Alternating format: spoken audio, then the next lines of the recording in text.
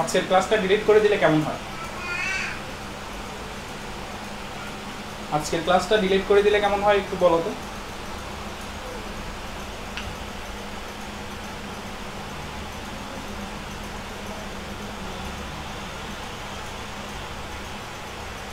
আমার মতে ভালো হবে।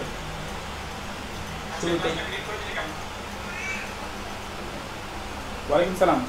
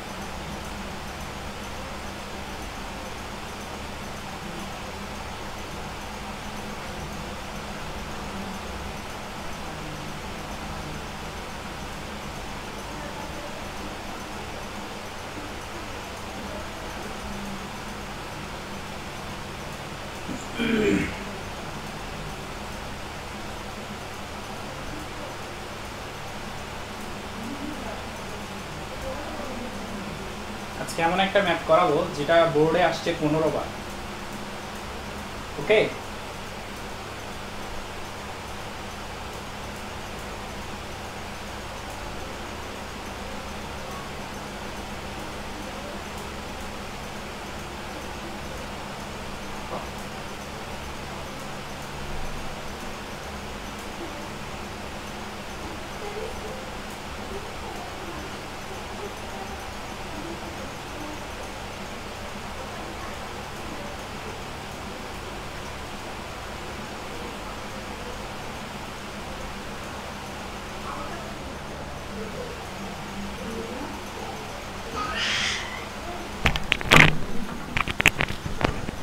একটু নয়েজ হবে, আমি মাইক্রোফোন সেট আপ করতেছি। আমি যা শেয়ার দেওয়ার দিয়ে ফেলছি, তোমরা দেওয়ার থাকলে দিয়ে দাও।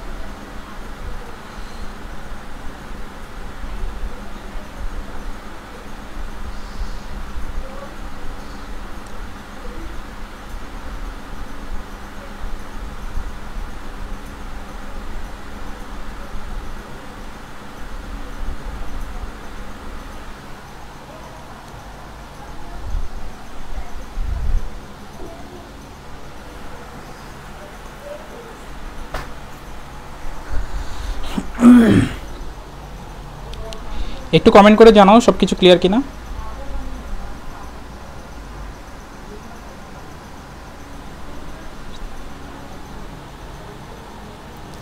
বরাবর 5 মিনিট হলে আমি ক্লাস শুরু করি। ওয়ালাইকুম আসসালাম রোশনি।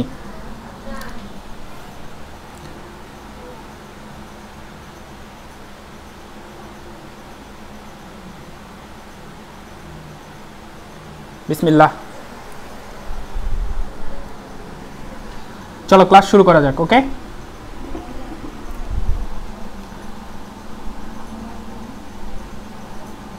একটু বলো তো সাউন্ড ভিডিও সব ক্লিয়ার কিনা।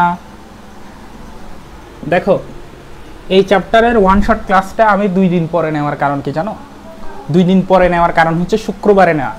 শুক্রবারে নেওয়ার কারণ কি জানো? আজকে কোনো খেলাও নাই, প্লাস তোমাদের আজকে অন্য কোনো কোচিংও নাই, ঠিক না? আমি চাই এই চ্যাপ্টারটা থেকে যদি 2টা সৃজনশীল দেয়, সেই 2টা সৃজনশীল যাতে তোমরা আনসার করতে পারো, কারণ তোমাদের পরীক্ষার মধ্যে এই চ্যাপ্টারটা আছে এবং এই চ্যাপ্টারটা সবাই কনফিউশনে থাকে। তো এই চ্যাপ্টার থেকে যদি 2টা সৃজনশীল আনসার করতে পারো, তোমার কমসে কম গ ঘ মিলে 14 নম্বর তো সেখানে ফিক্সড। ক খ পারবা নাকি সেটা তোমার উপর, কারণ তুমি যদি বই না পড়ো তুমি ক খ পারবা না। ওকে, আর এটা তো ওয়ান শট ক্লাস, এক ক্লাসে তার পুরো অধ্যায় পড়ানো সম্ভব না। যদি সম্ভব হইতো তাহলে তুমি ক খ পারতে, আমি গ্যারান্টি দিতাম। এখন আমি সেই গ্যারান্টি দিতে পারতেছি না, কিন্তু গ ঘ পারবা সেই গ্যারান্টি আমি দিতে পারতেছি, কিন্তু তুমি প্র্যাকটিস না করলে তাও পারবা না। তো আজকে একজন কমেন্ট করছে, ভাইয়া আজকের ক্লাসটা করলে কি আমি কি পরীক্ষায় আনসার করতে পারবো? আমি রিপ্লাই দিছি আমি পারবো, কারণ আমি তো করতেছি, সেটা আমি জানি। তোমরা করতেছো কিনা এটা তোমাদের উপর। ওকে,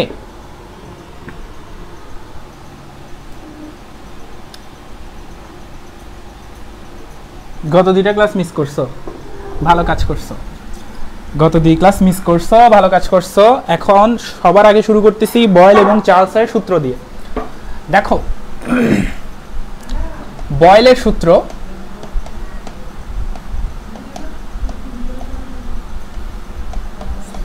বয়েলের সূত্র মানে হচ্ছে, বয়েল শব্দটা কি? যেহেতু ওয়ান শট ক্লাস, ডিরেক্ট বলে যাব। বয়েল মানে হচ্ছে কোনো কিছু ফুটানো, ঠিক না? কোনো কিছু ফুটানো, তার মানে বয়েল যখনই দেখবা তখন টি স্থির করে দিবা। কি বলতেছি ভালো মতো খেয়াল করো, টি স্থির। তখন সম্পর্কটা হচ্ছে পিভি ইজুকাল টু ধ্রুবক, পিভি ইজুকাল টু ধ্রুবক। তখন টি এর কোনো সম্পর্ক আসবে না।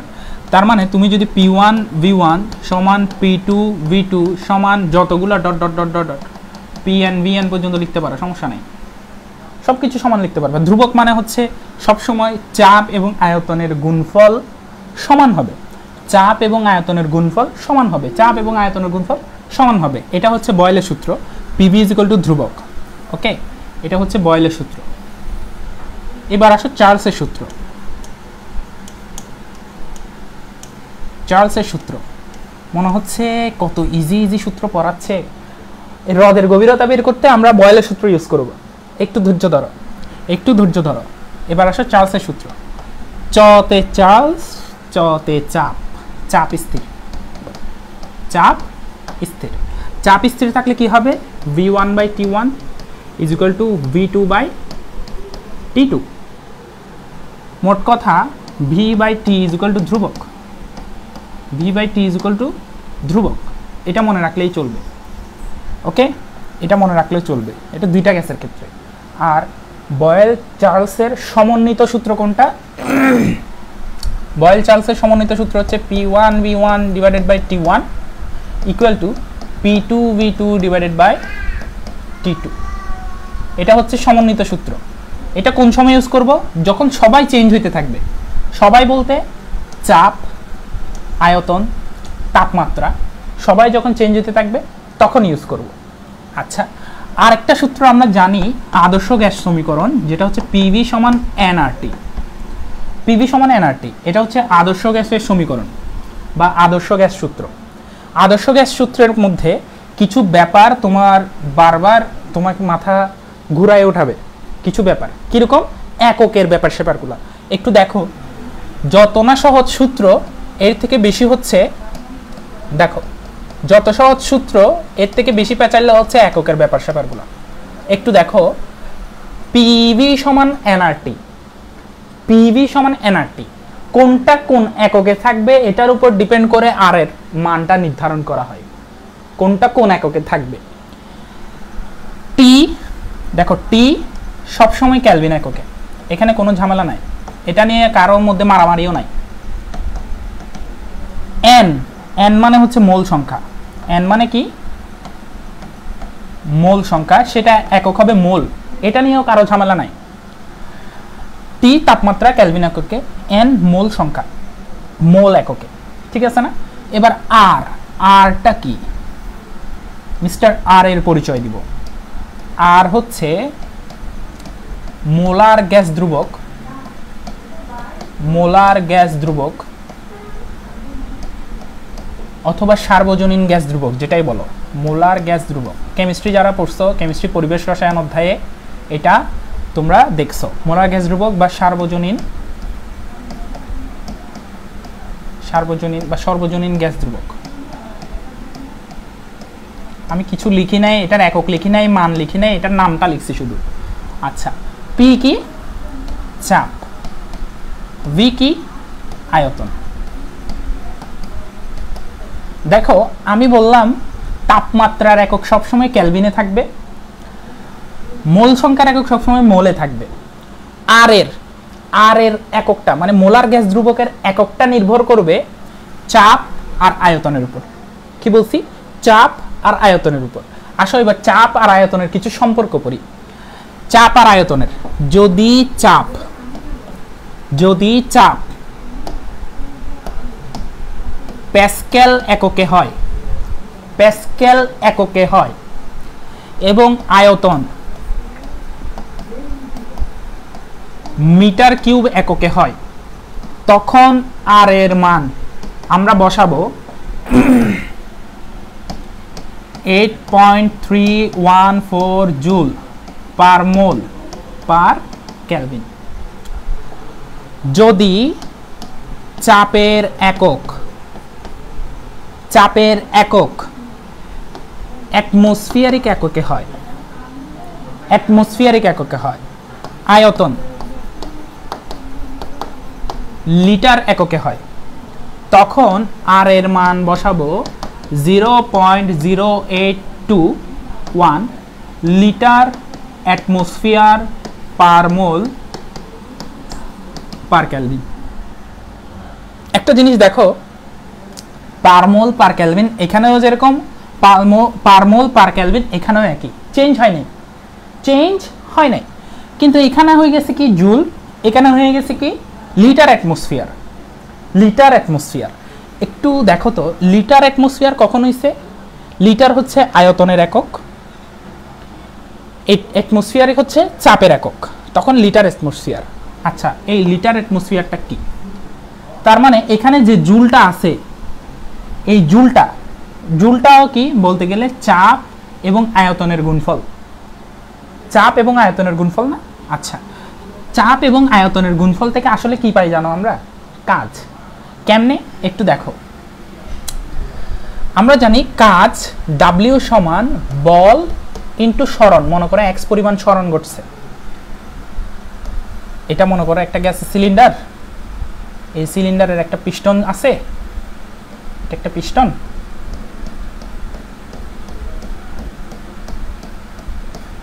এখানে কিছু গ্যাসের অণু আছে, এই গ্যাসগুলো প্রতিনিয়ত ছোটাছুটি করতেছে, ঠিক না? এখন ছোটাছুটি করতে গিয়ে মনে করো পরবর্তী অবস্থা হইল এই গ্যাসের পিস্টনটা একটু উপরে উঠে গেছে গ্যাসের ধাক্কায়, আগে ছিল এই জায়গায়, এখন উঠছে আরো x পরিমাণ উপরে উঠে গেছে। আগে ছিল আয়তন, মনে করো এখানে V1, এখানে আয়তন হয়ে গেছে এতটুকু গিয়ে V2। তার মানে আয়তনের পরিবর্তন কত? del V = V2 - V1, এবং উচ্চতা চেঞ্জ হয়েছে কত? x। উচ্চতা কত চেঞ্জ হয়েছে? x। এখন আমরা f এর জায়গায় কি লিখবো একটু দেখো। চাপের একক, এই যে চাপ মানে হচ্ছে একক ক্ষেত্রফলের উপর লম্বভাবে প্রযুক্ত বল।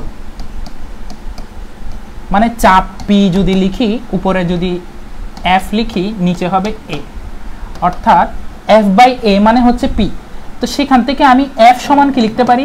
F সমান PA, এটা লিখতে পারি কিনা বলো? F সমান PA। আচ্ছা, তো এখানে জাস্ট F সমান PA লিখে দিচ্ছি, PA, আর এখানে আছে x। আচ্ছা, A মানে ক্ষেত্রফল, x মানে উচ্চতা। তুমি কি জানো আয়তন সমান দৈর্ঘ্য গুণ প্রস্থ গুণ উচ্চতা? জানো কিনা বলো? দৈর্ঘ্য গুণ প্রস্থ মানে ক্ষেত্রফল ইনটু উচ্চতা মানে হচ্ছে আয়তন। তার মানে ক্ষেত্রফল ইনটু উচ্চতা মানে আয়তন। তার মানে এখানে V বসাবো, কিন্তু এখানে কি V বসাবো নাকি আয়তনের পরিবর্তনটা বসাবো? P del V। তার মানে তোমাকে যদি আয়তনের পরিবর্তন দিয়ে দেয়, তুমি কাজ বের করতে পারবা না? আয়তনের পরিবর্তন এবং চাপ যদি দিয়ে দেয়, তুমি কাজ বের করতে পারবা। এবং চাপের এটার এককটা কি হবে? যেহেতু কাজের একক অবশ্যই কি জুল। তো এখানে এই যে জুলটা আসছে, এটা আসলে কাজের থেকে আসছে, এটা তো কারো মানতে কষ্ট হচ্ছে না। কাজের থেকে আসছে, মোট কথা P আর V এর গুণ থেকে আসছে, ঠিক না? যেখানে এরকম এখানেও আসছিল P আর V এর গুণফল থেকে, ঠিক না? তার মানে লিটার অ্যাটমসফিয়ার আর এখানে থাকবে জুল, পার মোল পার কেলভিন একই থাকবে। এটা বোঝানোর জন্য এত বকবক করলাম। এটা যদিও তাপগতিবিদ্যার অংশ একটু পড়াই ফেলছি, এটা বোঝানোর জন্য এত বকবক করা হয়েছে। তার মানে চাপের একক প্যাসকেল বলুক, দেখো প্যাসকেল বলুক অথবা নিউটন পার মিটার স্কয়ার বলুক, একই কথা। দেখো এটার একক যদি প্যাসকেল হয়, 1 প্যাসকেল সমান আসলে কি দেখো তো, 1 প্যাসকেল সমান হচ্ছে উপরে 1 নিউটন, নিচে মিটার স্কয়ার, 1 মিটার স্কয়ার। তার মানে 1 নিউটন পার মিটার স্কয়ার। তার মানে 1 প্যাসকেল যে কথা, 1 নিউটন পার মিটার স্কয়ার একই কথা। তার মানে এখানে আমি বুঝাতে চাচ্ছি চাপের একক প্যাসকেলে থাকুক অথবা অথবা কিসে থাকবে, অথবা নিউটন পার মিটার স্কয়ারে থাকুক, আয়তন মিটার কিউবে থাকুক, তখন আর এর মান কোনটা ইউজ করব, এটা মুখস্থ 8.314। চাপের মান অ্যাটমসফিয়ারিক একক, আয়তন লিটারে, তখন কোনটা ইউজ করব 0.0821 লিটার অ্যাটমসফিয়ার পার মোল পার কেলভিন। এবার আদর্শ মানগুলো একটু মুখস্থ রাখতে হবে। দেখো একটু এটা মুছতেছি, আচ্ছা এটা পৃষ্ঠা থাক, সমস্যা নেই। একটু দেখো ভালো মতো খেয়াল করবা, আদর্শ মানগুলো মুখস্থ রাখতে হবে মানে কি, তোমাকে যদি বলে স্বাভাবিক বায়ুমণ্ডলীয় চাপ, তোমাকে যদি বলে স্বাভাবিক বায়ুমণ্ডলীয় চাপ, স্বাভাবিক বায়ুমণ্ডলীয় চাপ সমান হচ্ছে 1 অ্যাটমসফিয়ার, 1 বায়ুমণ্ডলীয় চাপ। এখন এটাতে অ্যাটমসফিয়ারিক এককে, আমি যদি তোমাকে জিজ্ঞেস করি প্যাসকেল এককে কত, প্যাসকেল এককে হচ্ছে 101/325 প্যাসকেল, একদম সোজা কথা 101/325। কেউ কে এসে আমাকে বলবে স্যার আপনি ভুল পড়াচ্ছেন, 1.01 × 10⁵ আছে বইয়ে। তা আমি বলছি দাও না তুমি 1 2 3 4 5 ঘর আগে দশমিক দিয়ে 10⁵ বসাও, সমস্যা কই। আরেকজন এসে বলবে স্যার আপনি ভুল পড়াইছেন, বইয়ে আছে 101.325 কেপিএ। আমি বলবো 101.325 কেপিএ মানে কি, কিলো প্যাসকেল, মানে এটাকে 1000 দিয়ে ভাগ দিলেই তো এটা আসবে, এটা হচ্ছে কিলো প্যাসকেল। আচ্ছা কেউ কেউ বলবে স্যার আপনি ভুল পড়াচ্ছেন, এইরকম হবে 1.01 × 10⁵ নিউটন পার মিটার স্কোয়ার। আমি বলবো যেটাই প্যাসকেল সেটাই তো নিউটন পার মিটার স্কোয়ার। কেউ কেউ বলবে ভাইয়া 760 মিলিমিটার মার্কারি দেখছি আমি, 760 মিলিমিটার পারদ-চাপ। কেউ বলবে ভাইয়া আমি দেখছি 76 সেন্টিমিটার পারদ-চাপ। কেউ বলবে 0.76 মিটার পারদ-চাপ।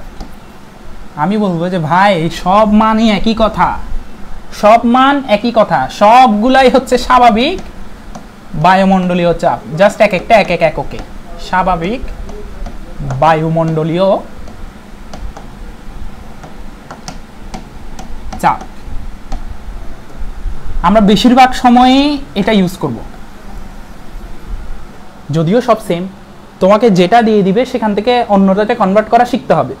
আদর্শগুলো মনে রাখবা, সবগুলো আদর্শ কি 1 অ্যাটমসফিয়ার, 101/325 প্যাসকেল, অথবা 1.01 × 10⁵ প্যাসকেল, অথবা কিলো প্যাসকেলে লিখলে 101.325 কিলো প্যাসকেল, অথবা নিউটন পার মিটার সেম লিখছি। 760 মিলিমিটার, সেন্টিমিটারে নিলে আর 100 একটা শূন্য কম, মিটারে নিলে 100 দিয়ে ভাগ, সেজন্য 0.76। বুঝতেছো কেনা বলো?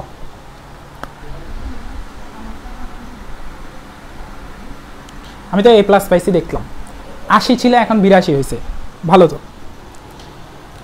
আবার এ করে দিছে, যাই হোক একটু দেখো। এবার তোমাকে বয়েল চার্লসের সূত্র শিখাইছি না, চলো কেটে দিচ্ছি। এখন দুইটা জিনিস একসাথে কাটবো। দেখো এখনই হ্রদের গভীরতা শিখবো, যেটা বোর্ডে 15 বারের মতো আসছে। দেখো বিসমিল্লাহ বলে কাটতেছি। দেখো আমি বলতেছি আমি বুঝাই ফেলছি, বয়েল চার্লসের সূত্র বুঝাইছি, হ্রদের গভীরতা বুঝাই ফেলছি। স্যার ফাঁকিবাজি করতেছে, না বুঝানোর ধান্দায়, না বুঝানোর ধান্দায় নাই। দেখো আমি যে বুঝাই ফেলছি সেটার প্রমাণ এখন পাবা। কিছু কনসেপ্ট বাকি আছে, সেটা ম্যাথ করতে করতে বুঝবো। চলো ম্যাথ স্টার্ট করি, বিসমিল্লাহ। হ্রদের গভীরতা আমরা জয় করব, ঠিক আছে? কই রাখছিলাম, একটু ধৈর্য ধরো, লাখ খারাপ, করাপ্টেড হয়ে গেছে ফাইল। 1 সেকেন্ড দাঁড়াও, আমি মোবাইল থেকে পিডিএফটা নিচ্ছি। তোমাদের সামনেই নিচ্ছি, দাঁড়াও।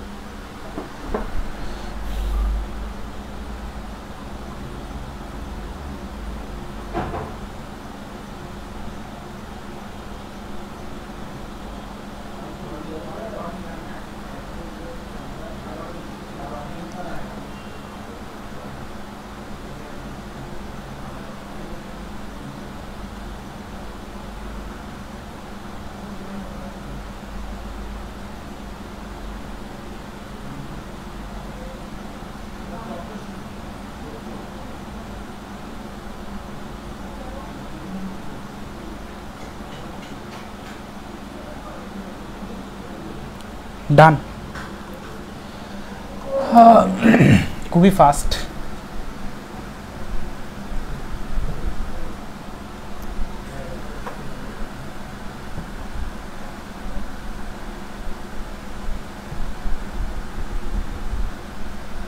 ওকে, দেখো, আশা করি দেখা যাচ্ছে। এখানে প্রমাণ চাপের কিছু মান দিছি, প্রমাণ তাপমাত্রার মান দিছি। ওকে, ওয়ালাইকুম সালাম, এতক্ষণে কেন আসছো? দেখো, এটা পিডিএফটা পাওয়ার জন্য কি করতে হয় তো জানো, তো আমি আর বাড়াবাড়ি করতেছি না সেটা নিয়ে। দেখো, এখানের মধ্যে কিছু সূত্র দেওয়া আছে যেগুলো পরীক্ষা দিতে যাওয়ার আগের দিন দেখে যাবা। ওকে, আগের দিন জাস্ট এই পেজটা দেখলেই এনাফ। এখানের মধ্যে একটু দেখো যে প্রমাণ তাপমাত্রা, দেখো প্রমাণ তাপমাত্রা আর পরম শূন্য তাপমাত্রা, এটা নিয়ে কিন্তু কনফিউশন লাগে। তিনটা জিনিস বলতেছি, প্রমাণ তাপমাত্রা, স্বাভাবিক তাপমাত্রা, আর একটা হচ্ছে পরম শূন্য তাপমাত্রা। পরম শূন্য তাপমাত্রা বললে এরকম চোখের মধ্যে আঙ্গুল দিয়ে দিবা, সবকিছু কি ওকে, সবকিছু কি ওকে। এটা হচ্ছে পরম শূন্য তাপমাত্রা। পরম শূন্য তাপমাত্রা হচ্ছে 0 কেলভিন, যে তাপমাত্রায় কোনো গ্যাসের আয়তন তাত্ত্বিকভাবে শূন্য হয়। কি বলতেছি? যে তাপমাত্রায় কোনো গ্যাসের আয়তন তাত্ত্বিকভাবে শূন্য হয় সেটা হচ্ছে পরম শূন্য তাপমাত্রা। এবার প্রমাণ শূন্য তাপমাত্রা তো বুঝছো, প্রমাণ তাপমাত্রা হচ্ছে 0 ডিগ্রি সেলসিয়াস। 0 ডিগ্রি সেলসিয়াস মানে হচ্ছে 273 কেলভিন, সেটা হচ্ছে প্রমাণ তাপমাত্রা। আর স্বাভাবিক তাপমাত্রা হচ্ছে কক্ষ তাপমাত্রা 25 ডিগ্রি সেলসিয়াস। ওকে, আচ্ছা, এগুলো এখানে আছে। আমি এটা নিয়ে আর বাড়াবাড়ি না করে আমি যেটা বলছি এখন হ্রদের গভীরতা ডিরেক্ট সেটাতেই যাব। কিছু মান বড় করে দিলাম। আচ্ছা, এটা লাগবে, এটা একটু পরে যাচ্ছি। আচ্ছা, একটা ছোট্ট ম্যাথ করি আগে। এই ছোট্ট ম্যাথটা করি, এটা করা না করা একই, তাও করি। করার পরে আমরা দ্বিতীয় নাম্বার ম্যাথে যাব। একটু দেখো, আশা করি ক্লিয়ার দেখতেছো সবাই। দেখো, স্বাভাবিক তাপমাত্রা ও চাপে কিছু শুষ্ক বায়ু সংনমিত প্রক্রিয়ায় সংনমিত করে, তোলা পায় না, আমি আর আনসার করব না, এই প্রক্রিয়া স্যার পড়ায় নেই, আমি পরের লাইনও পড়বো না, এটা বলে থেমে যায়। কেন? তুমি পুরো প্রশ্ন পড়ো, এরপরে দেখা আসলে কি জানতে চাইছে। সংনমিত প্রক্রিয়ায়, হাবিজাবি প্রক্রিয়া, গরু ছাগল প্রক্রিয়া আমাদের কি দরকার? আমাদের তো দরকার নেই। আমাদের দরকার কি? স্বাভাবিক তাপমাত্রা ও চাপে কিছু শুষ্ক বায়ু কি করছে? কিছু শুষ্ক বায়ুর আয়তন অর্ধেক করা হলো, চূড়ান্ত চাপ নির্ণয় করো। Common sense.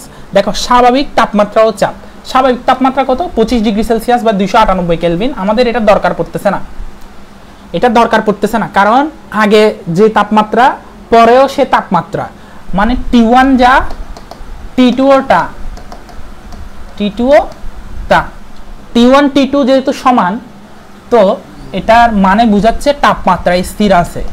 তাপমাত্রা স্থির, তাপমাত্রা স্থির মানে আমাদের বয়েল সাহেবের সূত্র বসবে P1 V1 সমান P2 V2, P1 V1 সমান P2 V2।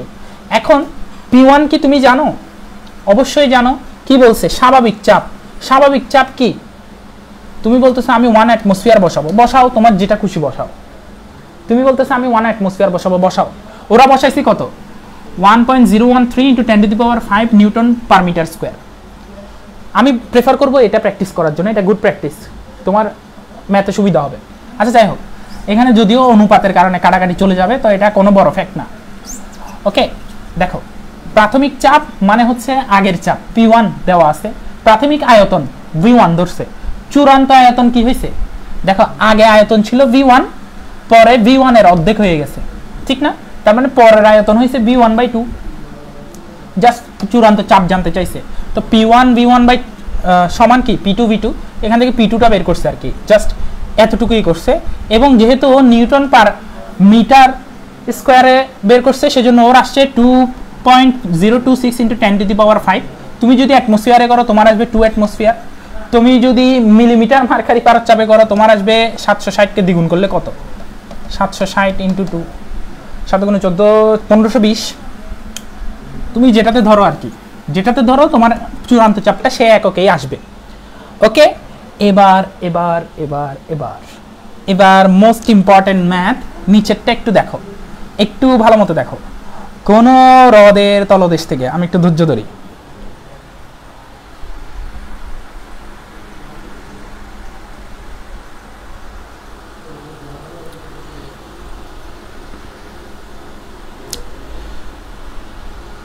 আমি ক্লিয়ার দেখতেছি।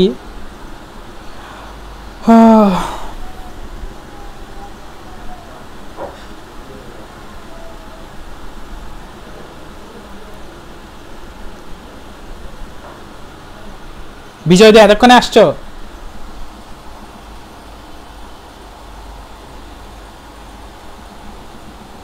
নিচের প্রশ্নটা জোরে জোরে, বাসায় যদি কেউ থাকে চিল্লায় ফাটাই ফেলো, পাশের রুম থেকে এসে যাতে তোমাকে মেরে যায়।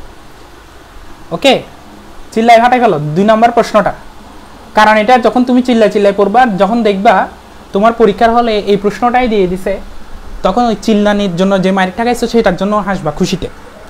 ওকে, নিচের প্রশ্নটা দেখা যাচ্ছে কিনা বলো। নিচের প্রশ্নটা আগে একটু ভালো মতো দেখো, এটার কনসেপ্টটা বুঝলে তোমার আর কোনো ঝামেলা থাকবে না, কনসেপ্টটা বোঝা লাগবে। আমি একটু তোমাকে দেখাই এটা কয়বার আসছে, একটু গুনি, চলো আমার সাথে সাথে গুনো। ঢাকা বোর্ড 2018, 2005, আচ্ছা আমি গুনি 1 2 3 4 5 6 7 8 9 10 11, কুয়েট 4 5 12 13 14 15, অ্যাডমিশন সহ মিলাই এটা 15 বার আসছে। এগুলো রেকর্ডেড, 15 বার আসছে, এটা রেকর্ডেড। কিন্তু এখানে আরও জায়গা থাকলে আরও লিখতো কতবার আসছে সেটা। এখানে যদি ভার্সিটি এবং অন্যান্য সব কিছু লিখতো এটা আরও বড় হইতো।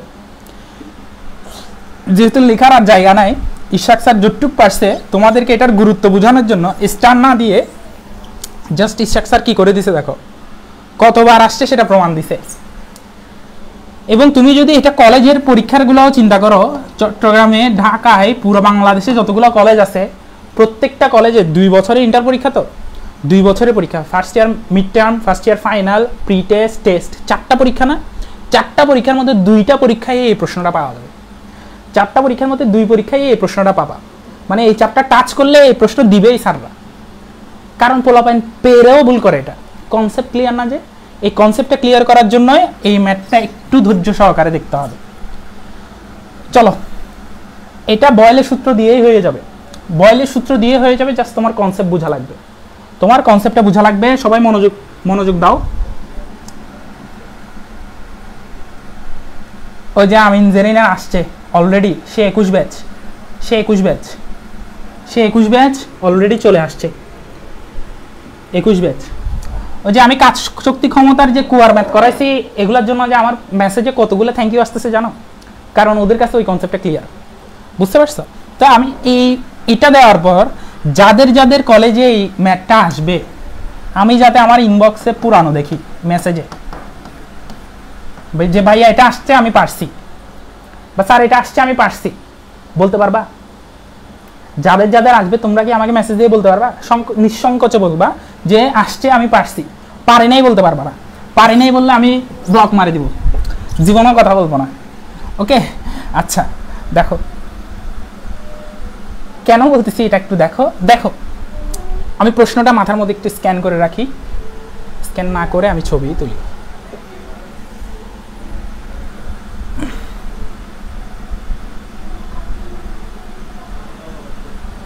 খুবই ইজি, একটা সুন্দর একটা কনসেপ্ট।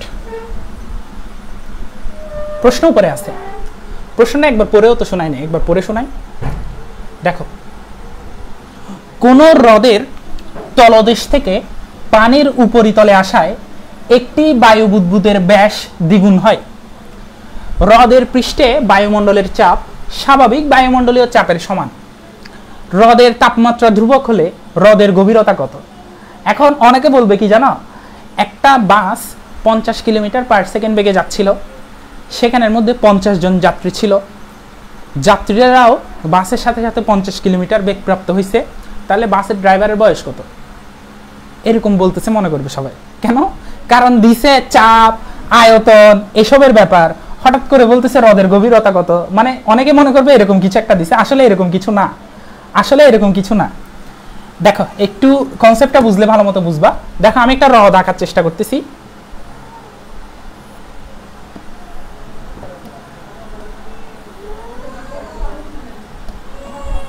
দেখো, একটা হ্রদ আঁকলাম।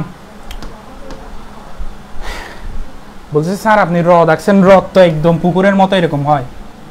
আমি বলতেছি আমি গভীর হ্রদ আঁকতেছি, তো সেজন্য একটু কুয়ার মতো আঁকছি। ওকে, দেখো, কোন হ্রদের তলদেশ থেকে পানির উপরিতলে আসায়, তলদেশে একটা পানির ফোঁটা ছিল বা বুদবুদ ছিল, পানির বুদবুদ ছিল, বুদবুদ, সেটা পানির উপরিতলে আসায়, এটা হচ্ছে উপরিতল, উপরিতলে আসায় বায়ু বুদবুদের ব্যাস দ্বিগুণ হয়। আচ্ছা, তার মানে আমি বুঝতে পারতেছি, আমি কি বুঝতেছি সেগুলো একটু লিখি। এই তলদেশে যখন ছিল তখন ব্যাস ধরে নিলাম ডি ছিল, ধরে নিলাম তখন ব্যাস ডি। উপরে আসার সাথে সাথে ব্যাস হয়ে গেছে 2D। এটাই তো বুঝাইছে, কোন হ্রদের তলদেশ থেকে পানির উপরিতলে আসায়, এখানে সব পানি,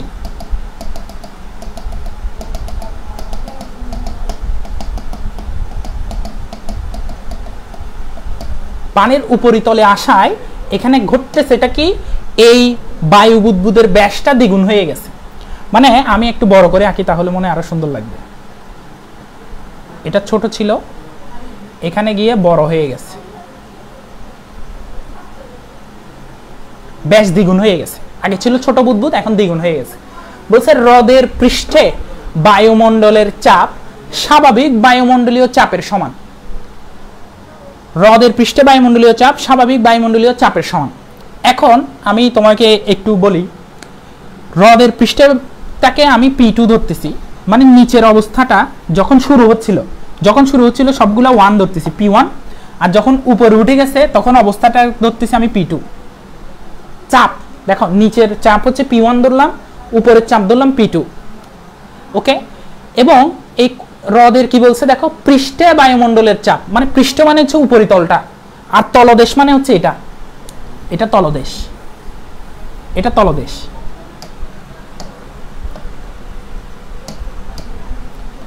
এটা হচ্ছে তলদেশ।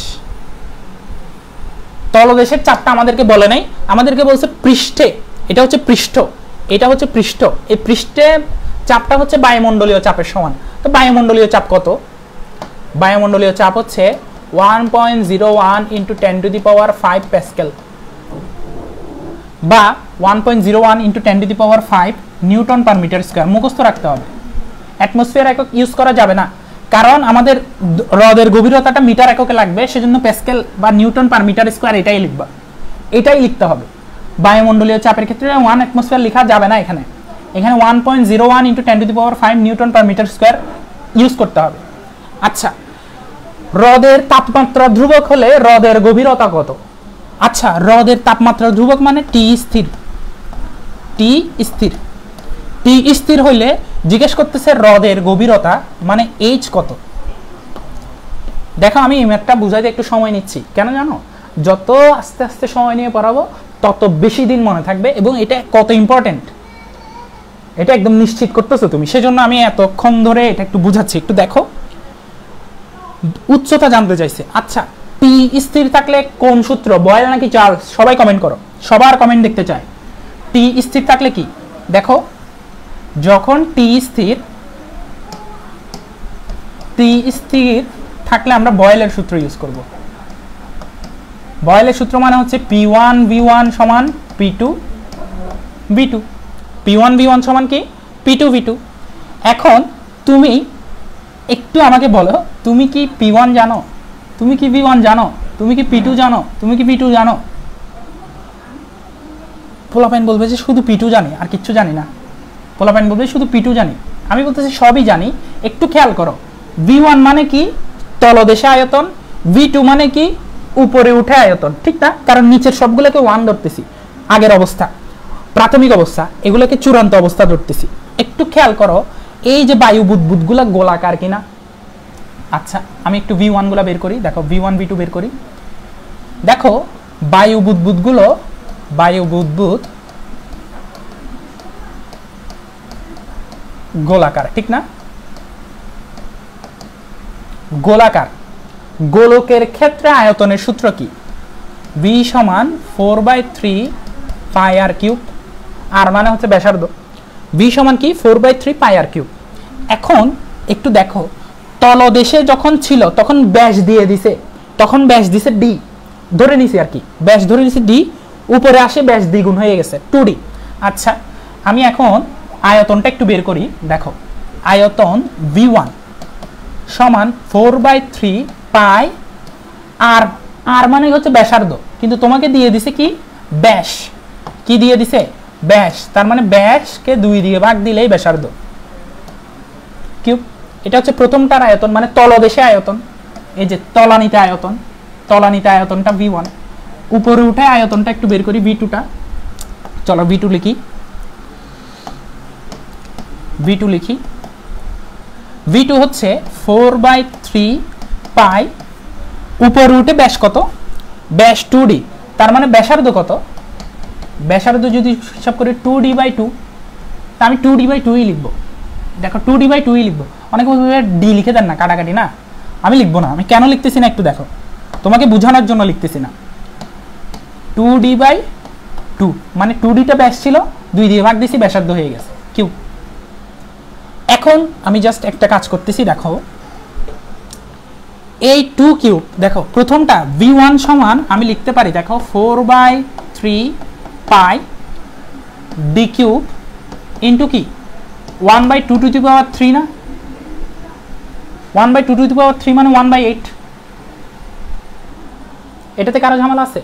কারো ঝামেলা থাকার কথা না। এবার V2 এর ক্ষেত্রে একটু দেখো, V2 এর ক্ষেত্রে 4/3 পাই 2D কিউব, 2D কিউব মানে 2 কিউব D কিউব, 2 কিউব মানে হচ্ছে 8 D কিউব ইন্টু 1/8। কেন এই 1/2টা, ঠিক না? এখন আমি এই 8টা মুছে আমার মুছতে ইচ্ছা করতেছে, 8টা মুছে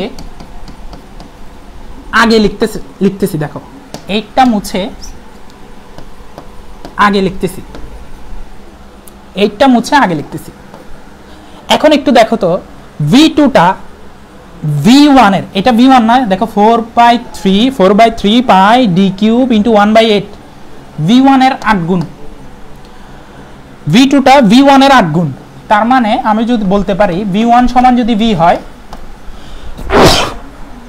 V2 সমান হবে 8V। V1 সমান যদি V ধরে নিই, V2 সমান হবে কি 8V, মানে আগের আয়তনের 8 গুণ। ব্যাপারটা বুঝছো কিনা একটু বলো, ব্যাপারটা বুঝছো কিনা একটু জানাও। জটিল হলে আমি সহজ করে বুঝাবো, জটিল লাগলে আমি সহজ করে বুঝাবো।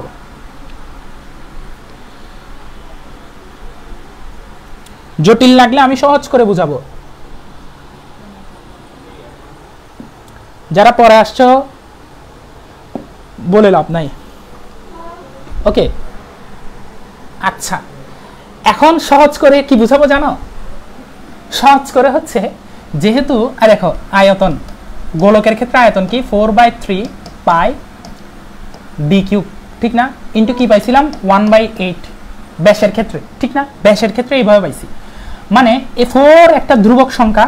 দেখো একটু ভালো মতো খেয়াল করো, 4 একটা ধ্রুবক সংখ্যা, 4 এর মান তো ফিক্সড 4ই, 3 এর মানও ফিক্সড 3, পাই এর মানও ফিক্সড 3.1416, 1/8 এর মানও ফিক্সড। এগুলো একটা সংখ্যা, এগুলো যদি সব ধ্রুবক হয়, B সমানুপাতিক D কিউব নাকি বলো তো? বি সমানুপাতিক ডি কিউব কিনা বলো না, বি সমানুপাতিক ডি কিউব কিনা বলো। ডি কিউব মানে হচ্ছে ব্যাস দ্বিগুণ হইলে, দেখো ব্যাস 2 গুণ করলে আয়তন কয় গুণ হয় একটু বলো তো? আয়তন 8 গুণ হবে। কমন সেন্স, ব্যাস দ্বিগুণ বললে আয়তন 8 গুণ। তার মানে তুমি এইভাবে লিখবা আয়তন কত গুণ সমান, এটা শর্টকাট, ব্যাস যত গুণ কিউব। মানে কি? মানে এবার কয়েকটা চিত্র দেখো। আমি বললাম একটা বায়ু বুদবুদ তলদেশে থাকায় সেটা উপরিতলে আসায় ব্যাস 5 গুণ হলো। ব্যাস 5 গুণ হলে আয়তন কয় গুণ হবে? আয়তন আগে v1 সমান v, v2 সমান কত v সেটা কেমনে বসাবো? জাস্ট এখানে ব্যাস কত গুণ বলছে? 5 গুণ, তাহলে 5 কিউব। 5 কিউবের মান কত? 5 5 25, 5 25 125 মনে হয়, 125 গুণ আয়তন। তোমাকে বললো ব্যাস 4 গুণ হলো, 4 গুণ মানে এখানে 4 কিউব, 4 কিউব মানে 64, এখানে বসবে আয়তন হয়ে যাবে 64 গুণ।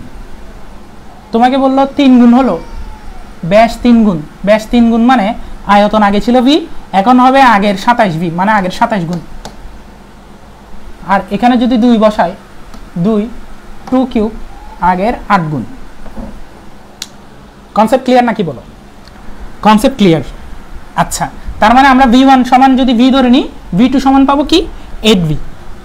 তো এখান থেকে আমি লিখতেছি, এখানে দেখো ভালো মতো দেখো কিভাবে আসছে সেগুলো বুঝাইছি। v1 সমান যদি v ধরে নিই, এখানে উপরে উঠে v2 হয়ে যাবে কত?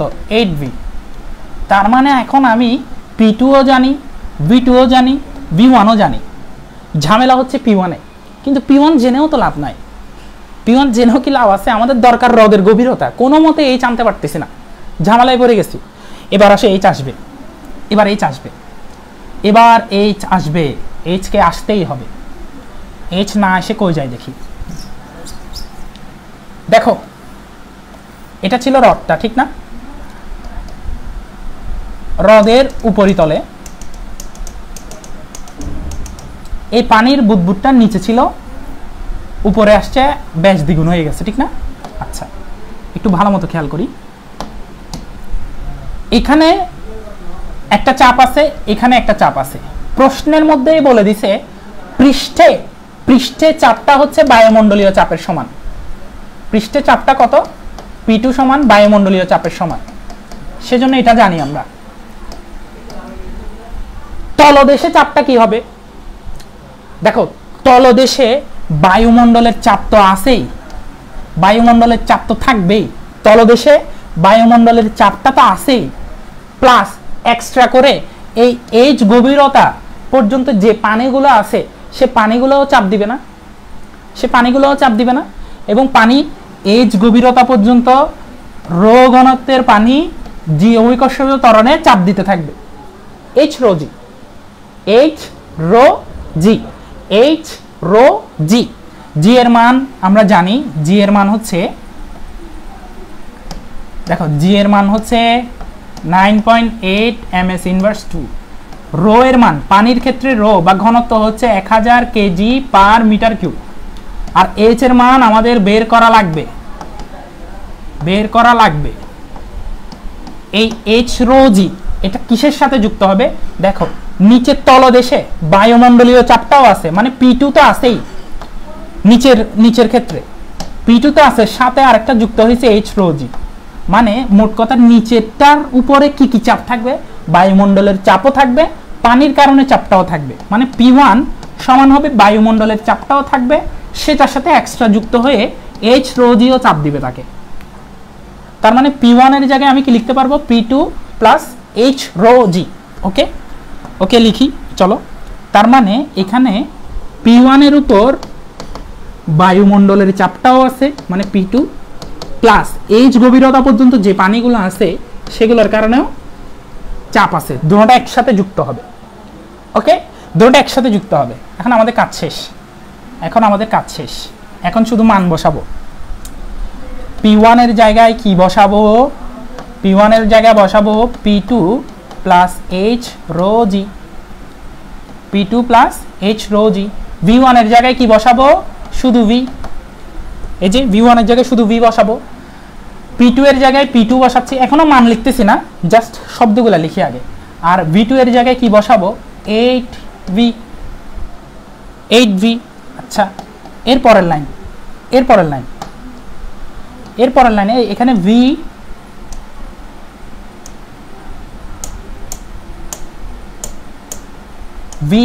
V কাটা চলে গেছে। V কাটা চলে গেলে এখানে থাকে P2 প্লাস এইচ রো জি, আর এখানে থাকে 8P2, ঠিক না? 8P2 থেকে এই P2টা ওইদিকে চলে যাবে, ওদিকে চলে গিয়ে এইচ রো জি সমান 8P2 মাইনাস P2। 8টা P2 থেকে একটা P2 চলে গেলে কত? 7টা P2। এইচ রো জি সমান 7P2। এখান থেকে আমরা আরেকটা লাইন লিখতে পারি, আমি এটা একটু ছোট করে দাও।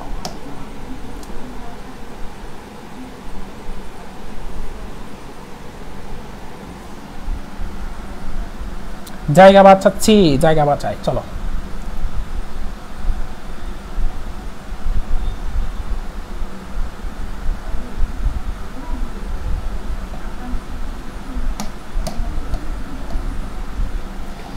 এইচ রো জি সমান 7P2। এখান থেকে আমাদের দরকার হ্রদের গভীরতা, তার মানে 7P2 divided by rho G. 7P2 মানে 7 into 1.01 into 10 to the power 5। নিচে হচ্ছে রো এর মান 1000 ইন্টু 9.8। এখান থেকে আনসার আসবে কত? ক্যালকুলেটর কই বাবা? Calculator, where are you? 1.01 into 10 to the power 5 divided by 1000 divided by 9.8, 72.14 metre হ্রদের গভীরতা বেড়ে গেছে।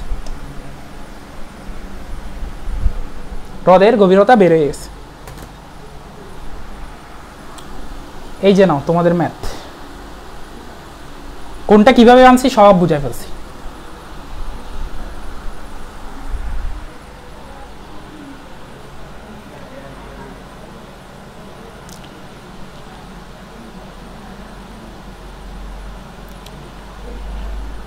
রেকর্ডেড দেখে নিও, যে রিপিট করতে বলতেছে হয়তো সে এখন আসছো, রেকর্ডেড দেখে নিও। সবাই উত্তর বলতেছে মানে সবাই বুঝছে, যে এখন বলতেছো সে লেটে আসছো।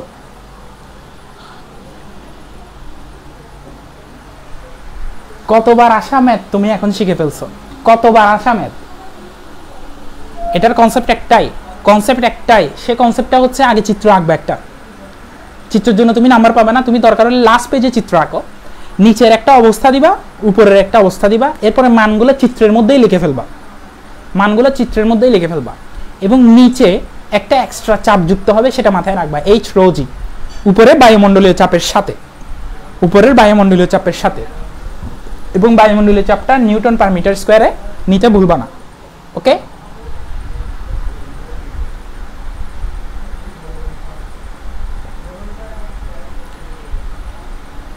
কই আমাকে দেখা যায়?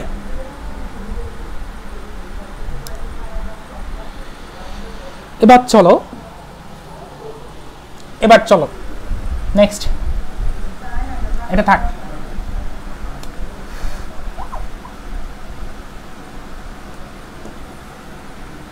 তুমিও এখন আসছো, তুমিও পরে ক্লাস করিও।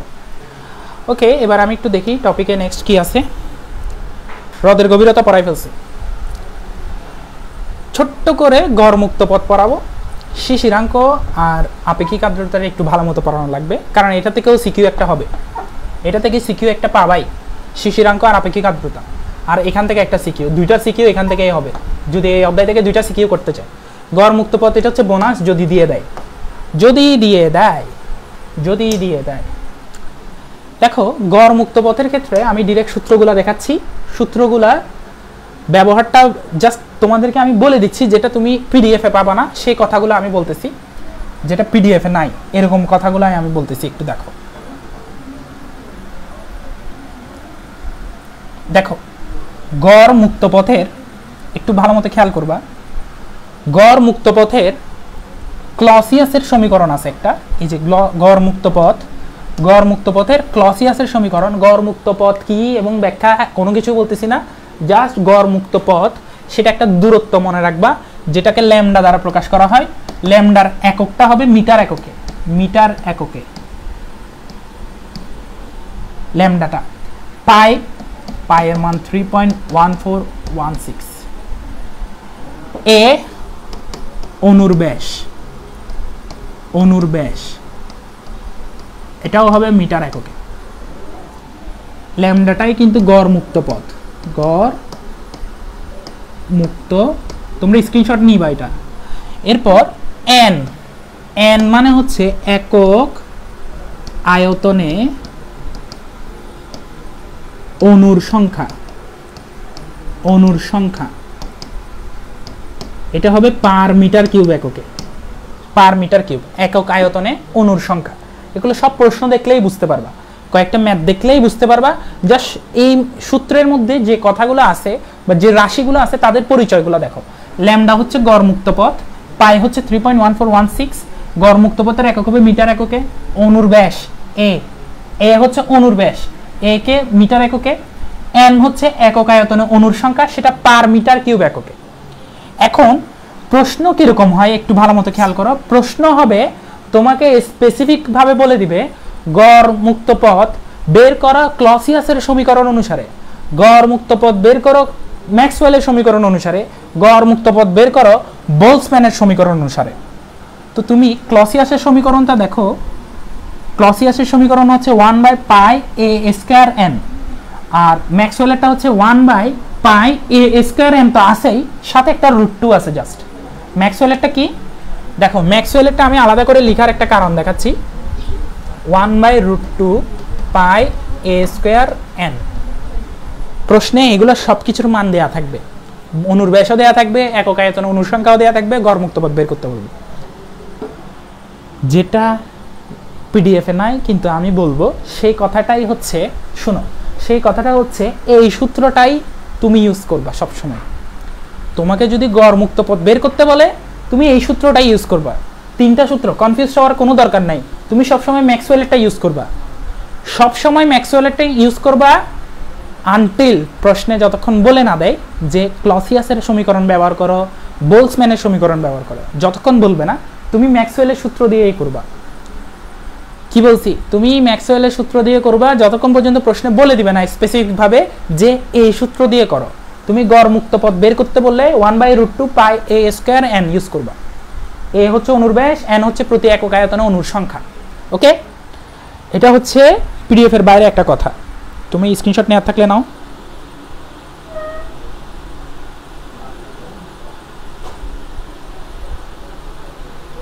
পিডিএফ পোস্ট দিয়ে দিব আজকেরটা, আজকের পিডিএফ আমি পোস্ট করে দিব। আচ্ছা, সম্পৃক্ত বাষ্প অসম্পৃক্ত বাষ্প তোমরা পড়ে নিবা, আমি এগুলা নিয়ে বেজাল করতেছি না। এবার আসো একটা ম্যাথ, এটা একটু দেখাই। হ্যাঁ, যে এখনই হ্রদের গভীরতা পড়াইছি না তোমাকে, হ্রদের গভীরতা পড়াইছি না এখনই, একটু দেখো। হ্রদের গভীরতা পড়াইছি, একটু আগে যে ম্যাথটা করাইছি সেখানে ছিল হ্রদের, দেখো হ্রদের তলদেশ থেকে উপরে আসায় সেটার ব্যাস দ্বিগুণ হয়েছিল, ঠিক না? এবার কি বলছে দেখো, কোন হ্রদের তলদেশ থেকে পানির উপরিতলে আসায়, এই যে উপরিতলে আসায় একটি বায়ু বুদবুদের আয়তন 5 গুণ হয়।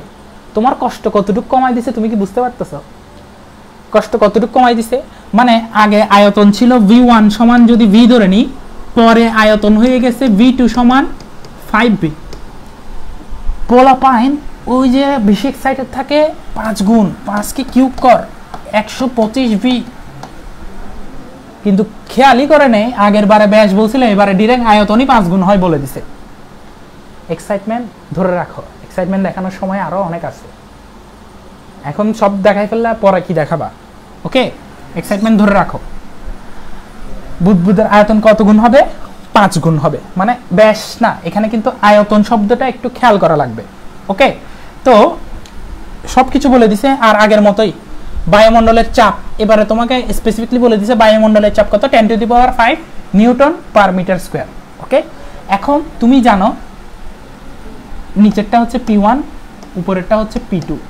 P2 কত বলে দিছে, এই যে P2টা কেন উপরে, এই যে এখানে উপরিতলে আছে ঠিক না, উপরিতলে শুধুমাত্র বায়ুমণ্ডলীয় চাপ থাকবে, এই বুদবুদের উপর শুধুমাত্র বায়ুমণ্ডলীয় চাপ, সেটার মান কত 10⁵ প্রশ্নে বলে দিছে, সেটা ইউজ করব, সমস্যা কই। তুমি বলতেছো আমি 1.01 × 10⁵ ইউজ করব, হ্যাঁ কান্না করে লাভ নাই। 1.01 যে কথা 1 একই কথা, আর 1 যে কথা 1 থাকা না থাকা একই কথা। আচ্ছা যাই হোক, 10⁵ প্যাসকেল বা নিউটন পার মিটার স্কয়ার। ওকে, আর নিচে তো বায়ুমণ্ডলীয় চাপ থাকবে, সাথে h ρg, ঠিক না, বায়ুমণ্ডলীয় চাপও থাকবে, সাথে h ρg। এবার P1, এই যে P1 সমান ওরাও লিখলো P2 প্লাস h ρg, সব লিখে ফেলছে।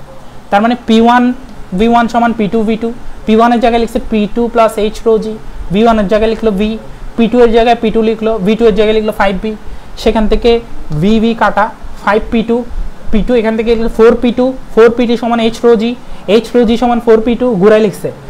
এরপর h সমান কি 4 × P2 এর মান বসাইছেন ডিভাইডেড বাই ρg, সেখান থেকে মান চলে আসছে, ক্লিয়ার।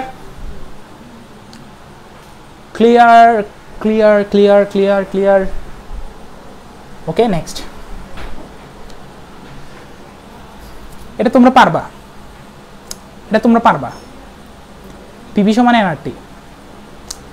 আরেকটা সূত্র দেখাই, সেটা হচ্ছে RMS বেগের মান, RMS বা বর্গমূল গড় বর্গবেগের সূত্র, CRMS এর সূত্র হচ্ছে 3RT/m।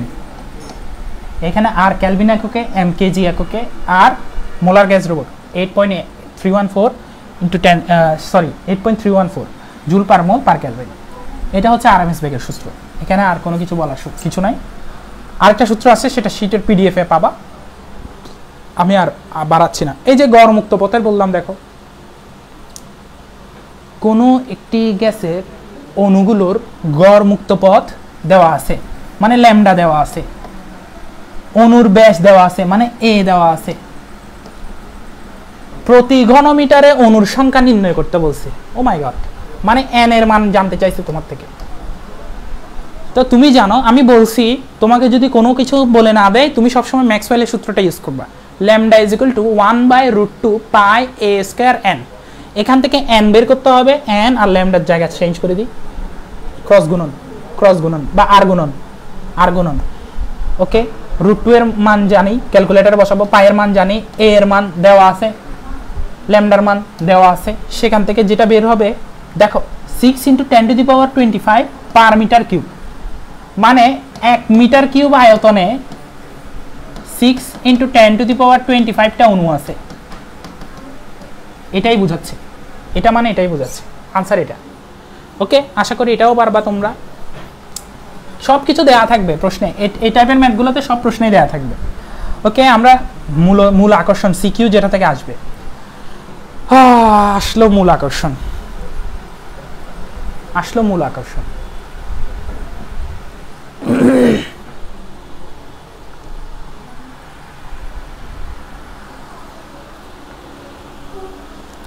শিশিরাঙ্কর সংজ্ঞাটা একটু মুখস্থ করো।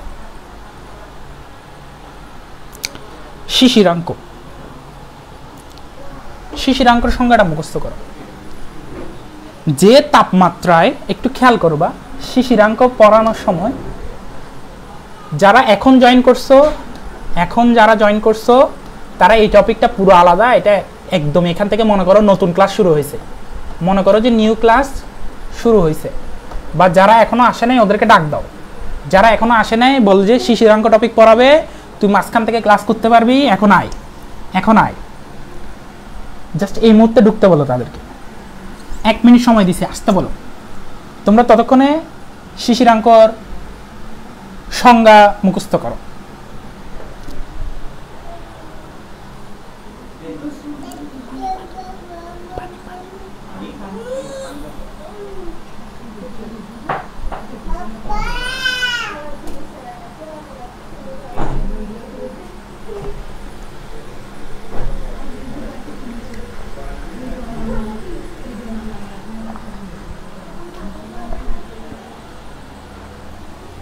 কই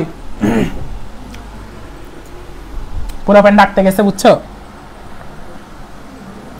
এটা কর অনেক দরকারি। কিছু কিছু পোলাপান আছে মনে করে ডাকতেছে, হ্যাঁ আয় আয় আয় তুই এখন ক্লাসে আয়, বিশ্বাস করে না, ওর ফ্রেন্ডকে ও বিশ্বাস করে না, আমাকে এমনি এমনি গিয়ে করাতে বলতেছে, বুঝলি তুই আয়, স্যারে বলতেছে যে এখন যেটা পড়াবে সেটা এখন থেকে ঢুকলেই বুঝবি। না না আমি কিছু বুঝবো না, আমি কিছু বুঝবো না, জীবনের প্রতি আগে থেকেই হতাশ, ফুল নেগেটিভ। এরকম নেগেটিভিটি দিয়ে কেমন হবে? একটু দেখো, আমি যেহেতু বলতেছি বুঝবা, এখানে বুঝিয়ে যাইতেই হবে। দেখো যে তাপমাত্রায়, একটু ভালো মতো খেয়াল করো শব্দটা, যে তাপমাত্রায়, যে তাপমাত্রায়, যে তাপমাত্রায়, যে তাপমাত্রায়, যে তাপমাত্রায়, যে তাপমাত্রায়, যে তাপমাত্রায়, আমি হ্যাং করে গেছি মনে হচ্ছে না? এটা আমি 1000 বার কেন বলছি জানো? যে শিশিরাঙ্ক যে আসলে একটা তাপমাত্রা, এটা বোঝার জন্য। শিশিরাঙ্ক মানে কি? একটা আসলে তাপমাত্রা। ওকে, যে তাপমাত্রায় একটা নির্দিষ্ট আয়তনের বায়ু, মনে করো এটা একটা নির্দিষ্ট আয়তন, এখানের ভিতর যা বায়ু আছে, নির্দিষ্ট আয়তনের বায়ু, তার ভেতরের জলীয় বাষ্প দ্বারা সম্পৃক্ত হয়। মানে এখানের ভিতরে যা জলীয় বাষ্প আছে, জবা জলীয় বাষ্প, এই জলীয় বাষ্প দ্বারা সম্পৃক্ত হবে, মানে মিক্সড হয়ে যাবে, আর কোনো এক্সট্রা জলীয় বাষ্প থাকবে না, এটাই মানে সম্পৃক্ত হওয়া। তাকে ওই বায়ুর শিশিরাঙ্ক বলে। অথবা যে তাপমাত্রায় শিশির জমতে বা অদৃশ্য হতে শুরু করে তাকে শিশিরাঙ্ক বলে। এই কথাটা থেকে তুমি উপরের সংজ্ঞাটা দিলে টিচারে তোমার প্রতি ভালো ইমপ্রেশন তৈরি করবে। ট্যালেন্টেড, খাতাটা কাটতে মজা হবে। আচ্ছা যাই হোক, ওকে ওকে, একটু ভালো মতো দেখো। যে তাপমাত্রায়, মনে করো 20 ডিগ্রি সেলসিয়াস তাপমাত্রা ধরে নিলাম, 20 ডিগ্রি সেলসিয়াস তাপমাত্রায় একটা নির্দিষ্ট আয়তনের বায়ুগুলা এর ভিতরের জলীয় বাষ্প দ্বারা কি হয়ে গেছে, আসছে তো পোলাবেন, আসছে তোমাদের জন্য, যারা এখন আসছে ওদের জন্য বলতেছি। 20 ডিগ্রি সেলসিয়াস তাপমাত্রায় একটা নির্দিষ্ট আয়তনের বায়ু তার ভিতরের জলীয় বাষ্প দ্বারা সম্পৃক্ত হয়ে গেছে, তার ভিতরের জলীয় বাষ্প দ্বারা সম্পৃক্ত হয়েছে। তাহলে এই তাপমাত্রাটাকেই আমি বলবো শিশিরাঙ্ক, এই তাপমাত্রাটাকেই আমি বলবো শিশিরাঙ্ক। ওকে, জাস্ট আমি শিশিরাঙ্কর কথাগুলো একটু ভালো মতো বললাম, কিন্তু এখন যেগুলো সূত্র পড়াবো, সূত্রের প্রমাণ তো দেখাবো না, ডিরেক্ট সূত্র পড়াবো, মুখস্থ করাবো। দেখো শিশিরাঙ্ক বের করার সূত্র দেখাচ্ছি, শিশিরাঙ্ক বের করার সূত্র দেখাচ্ছি। এটা একটু উপরে নিই, দেখো শিশিরাঙ্কর ক্ষেত্রে তোমার একটা সূত্র হচ্ছে θ1 minus θ is equal to G into θ1 minus θ2। চোখ বন্ধ করে আগে সূত্রটা লিখো, চোখ বন্ধ করে মানে এভাবে লিখতে বলতেছি না, মানে আমার উপর পূর্ণ বিশ্বাস রেখে সূত্রটা লিখো। ওকে, এবার θ1 কি, θ কি, জি কি, θ1 কি, θ2 কি, চলো। θ1 হচ্ছে শুষ্ক বাল্বের তাপমাত্রা, একক ডিগ্রি সেলসিয়াস। শুষ্ক, অনেকে দেখবা শুকনা, দেখছো একই কথা, শুষ্ক যে কথা শুকনা একই কথা। ওকে, শুষ্ক যে কথা শুকনা একই কথা। আচ্ছা থিটাটা কি? আচ্ছা থিটার আগে আমি θ2 এরটা দিই। θ1 হচ্ছে শুকনো বা শুষ্ক বাল্বের তাপমাত্রা, θ2টা হচ্ছে সিক্ত বাল্বের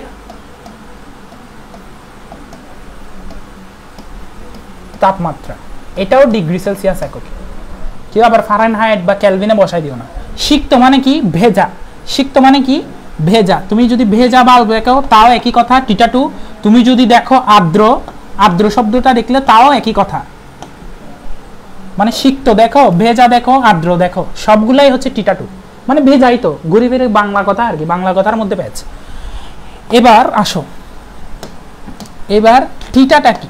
থিটাটাই হচ্ছে আমাদের শিশিরাঙ্ক। থিটাটা কি? শিশিরাঙ্ক। আর জিটা কি?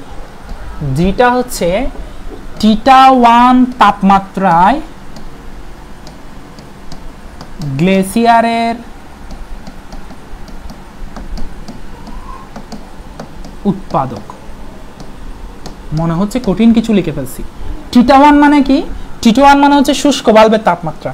তার মানে এই জি এর মানটা প্রশ্নে দেয়াই থাকবে, কিন্তু তোমার বুঝে নিতে হবে কোন মানটা ইউজ করবা। জি এর দুইটা মান দিয়ে দিতে পারে। মনে করো শুষ্ক বাল্বের তাপমাত্রার জন্য জি একটা দিবে, সিক্ত বাল্বের তাপমাত্রার জন্য একটা জি দিবে, কিন্তু তুমি এই সূত্র ইউজ করতে পারবা কোনটা? শুকনা বাল্বেরটা, মানে θ1 এরটা। θ1 তাপমাত্রায় যেটা দিয়ে দিবে মান সেটা ইউজ করতে পারবা। ম্যাক্সিমাম টাইমে θ1 এরটাই দেয় শুধু, মানে পেঁচাইতে চায় না। কিন্তু যদি দোনোটা দিয়ে দেয়, মনে করো তোমাকে বললো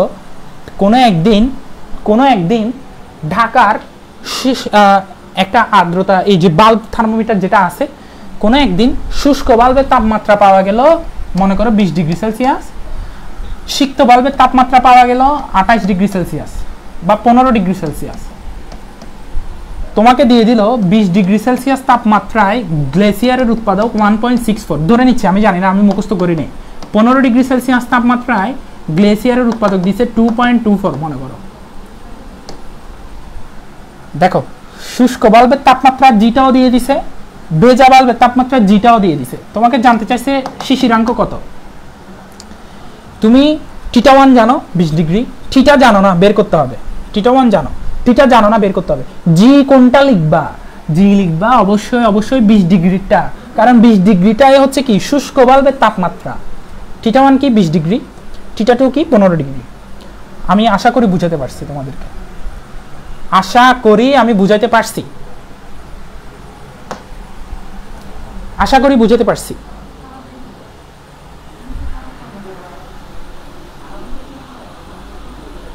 আশা করি বুঝাতে পারছি। θ1 কি শুষ্ক বাল্বের তাপমাত্রা, θ2 কি সিক্ত বাল্বের তাপমাত্রা। সূত্র কিভাবে মনে রাখবো? সূত্র বাম পাশে θ1 মাইনাস θ, ডান পাশেও θ1 মাইনাস θ, ডানে শুধু জি কে এক্সট্রা দিব। সবগুলো θ1 থেকে বিয়োগ। পরীক্ষার হলে আবার θ মাইনাস θ1 করে দিও না, পুরা ভুল হয়ে যাবে, পুরা ভুল হয়ে যাবে। সব সময় θ1 মাইনাস θ সমান জি ইন্টু θ1 মাইনাস θ2।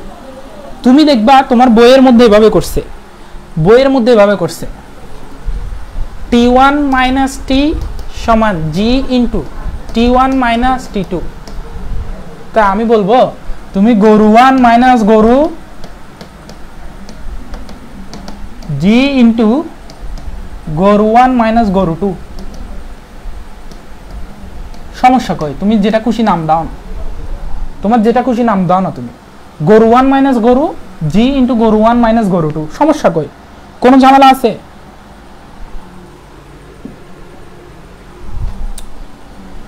আচ্ছা, আবার গরুটা মুছে দিই, বলবা তখন সারে শুধু গরু পড়াইছে।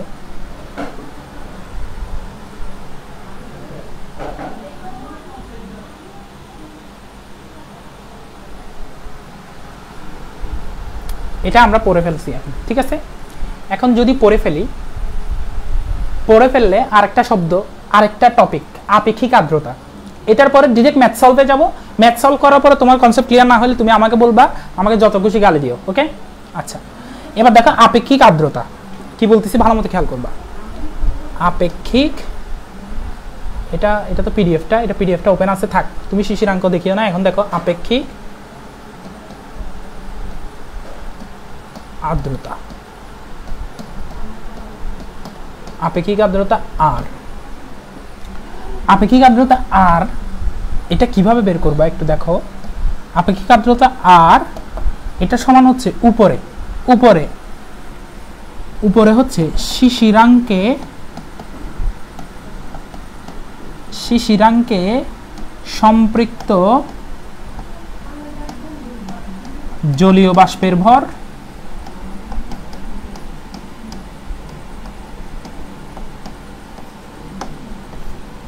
ডিভাইডেড বাই বায়ুর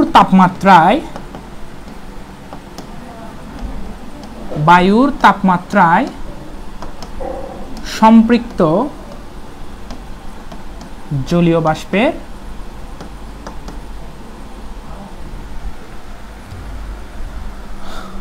ভর। আসলে এটা ভর না, সম্পৃক্ত জলীয় বাষ্পের চাপ। ভরেরটা আরেকটা, আমি এখন চাপেরটা দিয়ে দেখাবো। চাপ, শিশিরাঙ্কে সম্পৃক্ত জলীয় বাষ্পের চাপ বায়ুর তাপমাত্রায় সম্পৃক্ত জলীয় বাষ্পের চাপ ইন্টু 100%, ইন্টু 100%। ভালো করে মনে রাখবা, আর সমান হচ্ছে small F divided by capital F into 100%। Small F divided by capital F into 100%। Small এফটা কি? শিশিরাঙ্কে সম্পৃক্ত জলীয় বাষ্পের চাপ। নিচের ক্যাপিটাল এফটা কি? বায়ুর তাপমাত্রায় সম্পৃক্ত জলীয় বাষ্পের চাপ। শিশিরাঙ্ক কি? শিশিরাঙ্ক অবশ্যই একটা কি বলো না? শিশিরাঙ্ক অবশ্যই একটা তাপমাত্রা। শিশিরাঙ্ক অবশ্যই একটা কি তাপমাত্রা। তার মানে সামথিং ডিগ্রি সেলসিয়াস তাপমাত্রায় জলীয় বাষ্পের ভর। বায়ুর তাপমাত্রাও তো নিজে একটা তাপমাত্রা, মানে আরেকটা ডিগ্রি সেলসিয়াস তাপমাত্রায় সম্পৃক্ত জলীয় বাষ্প। ভর বলতেছি চাপ, চাপ জলীয় বাষ্প চাপ। ওকে, আপেক্ষিক আর্দ্রতা কি? শিশিরাঙ্কে সম্পৃক্ত জলীয় বাষ্পের চাপ ডিভাইডেড বাই বায়ুর তাপমাত্রায় সম্পৃক্ত জলীয় বাষ্পের চাপ ইন্টু 100%, ইন্টু 100%। আচ্ছা, জাস্ট এটুটুক মনে রাখলেই চলবে। এবার চলো ম্যাথ করি, ম্যাথ করলে সব সহজ হয়ে যাবে।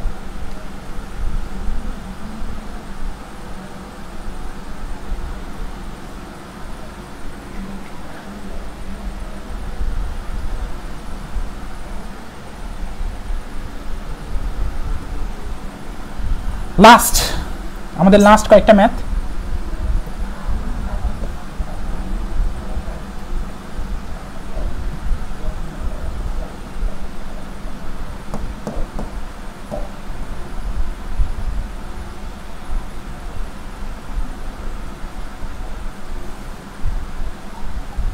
এই যে আপেক্ষিক আর্দ্রতার ব্যাপার স্যাপারগুলা, শিশিরাঙ্কে সম্পৃক্ত জলীয় বাষ্পের চাপ ডিভাইডেড বাই বায়ুর তাপমাত্রায় সম্পৃক্ত জলীয় বাষ্পের চাপ ইন্টু 100%। আচ্ছা যাই হোক, চলো এই ম্যাথটা করি। শুরুতে করাই আছে, আমি জাস্ট দেখাবো তোমাদেরকে।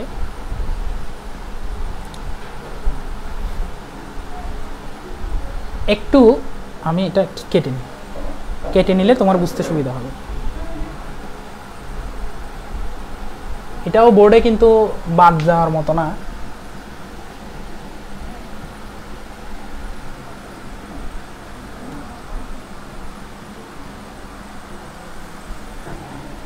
তুমি বাবু ছোট হয়ে থাকো। এই যে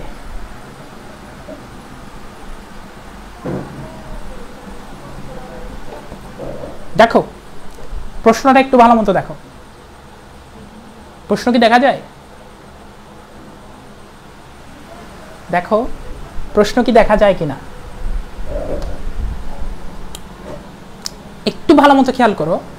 কোনো একদিন বায়ুর তাপমাত্রা ছিল 26 ডিগ্রি সেলসিয়াস এবং শিশিরাঙ্ক ছিল 20.4 ডিগ্রি সেলসিয়াস। তোমাকে বলছে আপেক্ষিক আর্দ্রতা নির্ণয় করো। আপেক্ষিক আর্দ্রতার সূত্র আমরা কি জানি? আপেক্ষিক আর্দ্রতা আর সমান শিশিরাঙ্কে সম্পৃক্ত জলীয় বাষ্পের চাপ ডিভাইডেড বাই বায়ুর তাপমাত্রায় সম্পৃক্ত জলীয় বাষ্পের চাপ ইন্টু 100%। এখন এখানে শিশিরাঙ্ক কত দিছে একটু বলো তো? প্রশ্নের মধ্যে বলে দিছে 20.4। তার মানে 20.4 ডিগ্রি সেলসিয়াস তাপমাত্রায় সম্পৃক্ত জলীয় বাষ্পের চাপ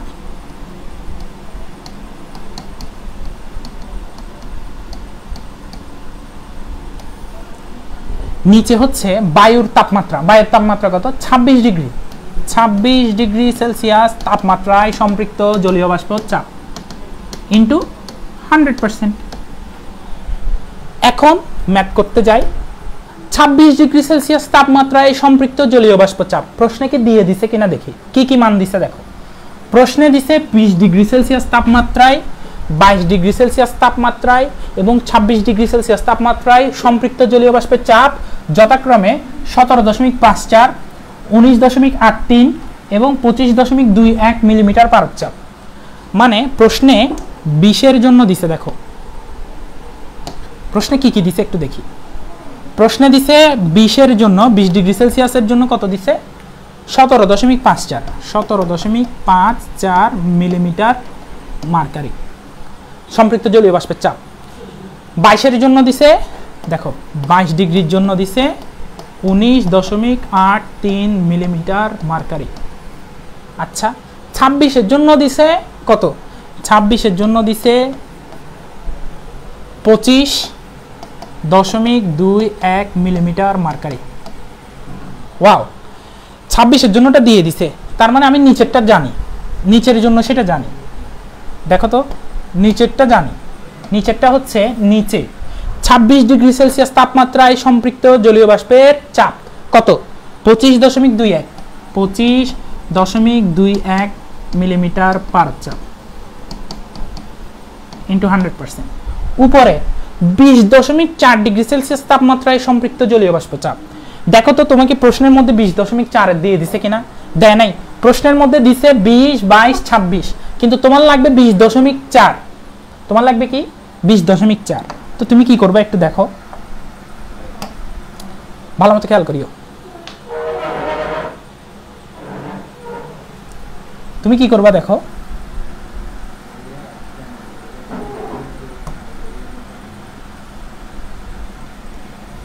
প্রশ্নে 22 দিছে না, 22 ডিগ্রি সেলসিয়াস থেকে 20 ডিগ্রি সেলসিয়াসেরটা যদি বাদ দাও কত ডিগ্রির জন্য পাবা, 2 ডিগ্রি সেলসিয়াসের জন্য পাবা না।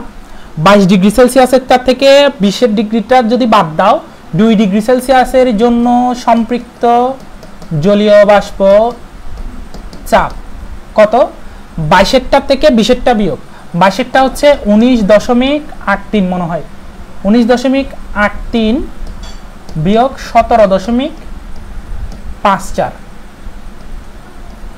মিলিমিটার পার চাপ। বিয়োগ করলে আমি দেখো 2 ডিগ্রির জন্য পেয়ে যাচ্ছি না, 2 ডিগ্রি সেলসিয়াসের জন্য একটু ভালো মতো খেয়াল করো। 2 ডিগ্রি সেলসিয়াসের জন্য কত পাইছি, 19.83 বিয়োগ 17.54, 2.29। 2 ডিগ্রি সেলসিয়াসের জন্য দেখো 2 ডিগ্রি সেলসিয়াসের জন্য সম্পৃক্ত জলীয় বাষ্প চাপ পাইছি কত দেখো, 22 বিয়োগ 20 মানে 22-এরটা থেকে 20-এরটা বিয়োগ করলে তো 2 ডিগ্রির জন্য পাচ্ছি, ঠিক না? ওকে, 2.29 মিলিমিটার পার চাপ। এখন ঐকিক নিয়ম করছো না ছোটবেলায়, 2 ডিগ্রির জন্য এত, 1 ডিগ্রির জন্য কত, 1 ডিগ্রির জন্য কত, এটাকে 2 দিয়ে ভাগ, ডিভাইডেড বাই 2 মিলিমিটার পার চাপ। এক্সট্রা কত দরকার আমাদের, 0.4 দরকার। 0.4 ডিগ্রি সেলসিয়াসের জন্য ঐকিক নিয়ম 2.2 into 0.4 divided by 2 mm Hg সমান সমান 0.458 মিলিমিটার পার চাপ। এটা কতর জন্য পাইছো, 0.4 ডিগ্রির জন্য। তার মানে তোমার দরকার কত, 20.4 ডিগ্রি সেলসিয়াসের জন্য। 20.4 মানে হচ্ছে 20 ডিগ্রি যোগ 0.4 degree, 20 degree celsius plus 0.4 degree সেলসিয়াসের জন্য যেটা, সেটাই তো, ঠিক না? তো 20 ডিগ্রির জন্য প্রশ্নেই দেওয়া আছে 17.54, আর 0.4 এর জন্য বের করছো কত, 0.458। দুটোটা যোগ করলে যেটা পাবো সেটাই হচ্ছে 20.4 ডিগ্রি সেলসিয়াসের জন্য। 17.998 mm Hg, 17.998 মিলিমিটার মার্কারি। তো জাস্ট সেটা এখানে বসায় দাও।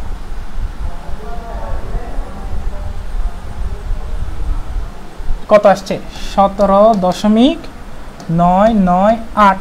কেন, 20.4 ডিগ্রি সেলসিয়াস তাপমাত্রায় তো বের করে ফেলছি না। কিভাবে করছি, 20-এরটা প্রশ্ন দেওয়া আছে, 0.4-এরটা আমি বের করছি। কিভাবে বের করছি, 22 আর 20-এর বিয়োগ করে 2 ডিগ্রির জন্য পাইছি, সেখান থেকে 1-এর জন্য বের করছি, 0.4-এর জন্য বের করছি, এরপর 20-এর সাথে যোগ করে দিছি। এখন আনসার যেটা পাচ্ছি সেটা হচ্ছে 17.998 ডিভাইডেড বাই 25.21 ইন্টু 100%, 71.39% আপেক্ষিক আর্দ্রতা। আপেক্ষিক আর্দ্রতা কত, 71.39%। 71.39%। ক্লিয়ার হইছো কিনা বলো?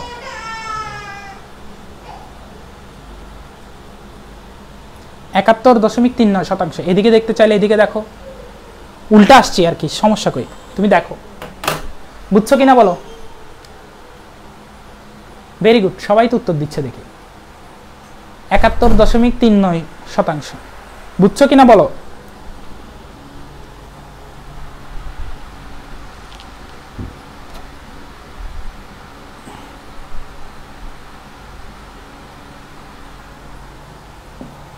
সবসময় তুমি যেটা চাইবা সেটা থাকবে না, তুমি কি করবা, প্রশ্নের যে কোনো দুইটা দিয়ে দিবে না, যে কোনো দুইটা থেকে তুমি ডিফারেন্স করে করে বের করবা।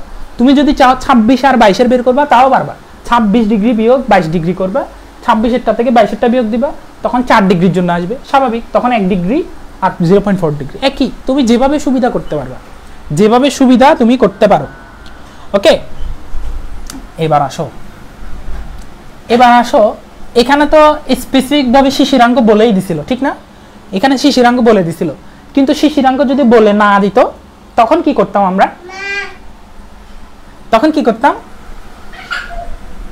দেখো, শিশিরাঙ্ক যদি বলে না দিত তখন কিভাবে করতাম?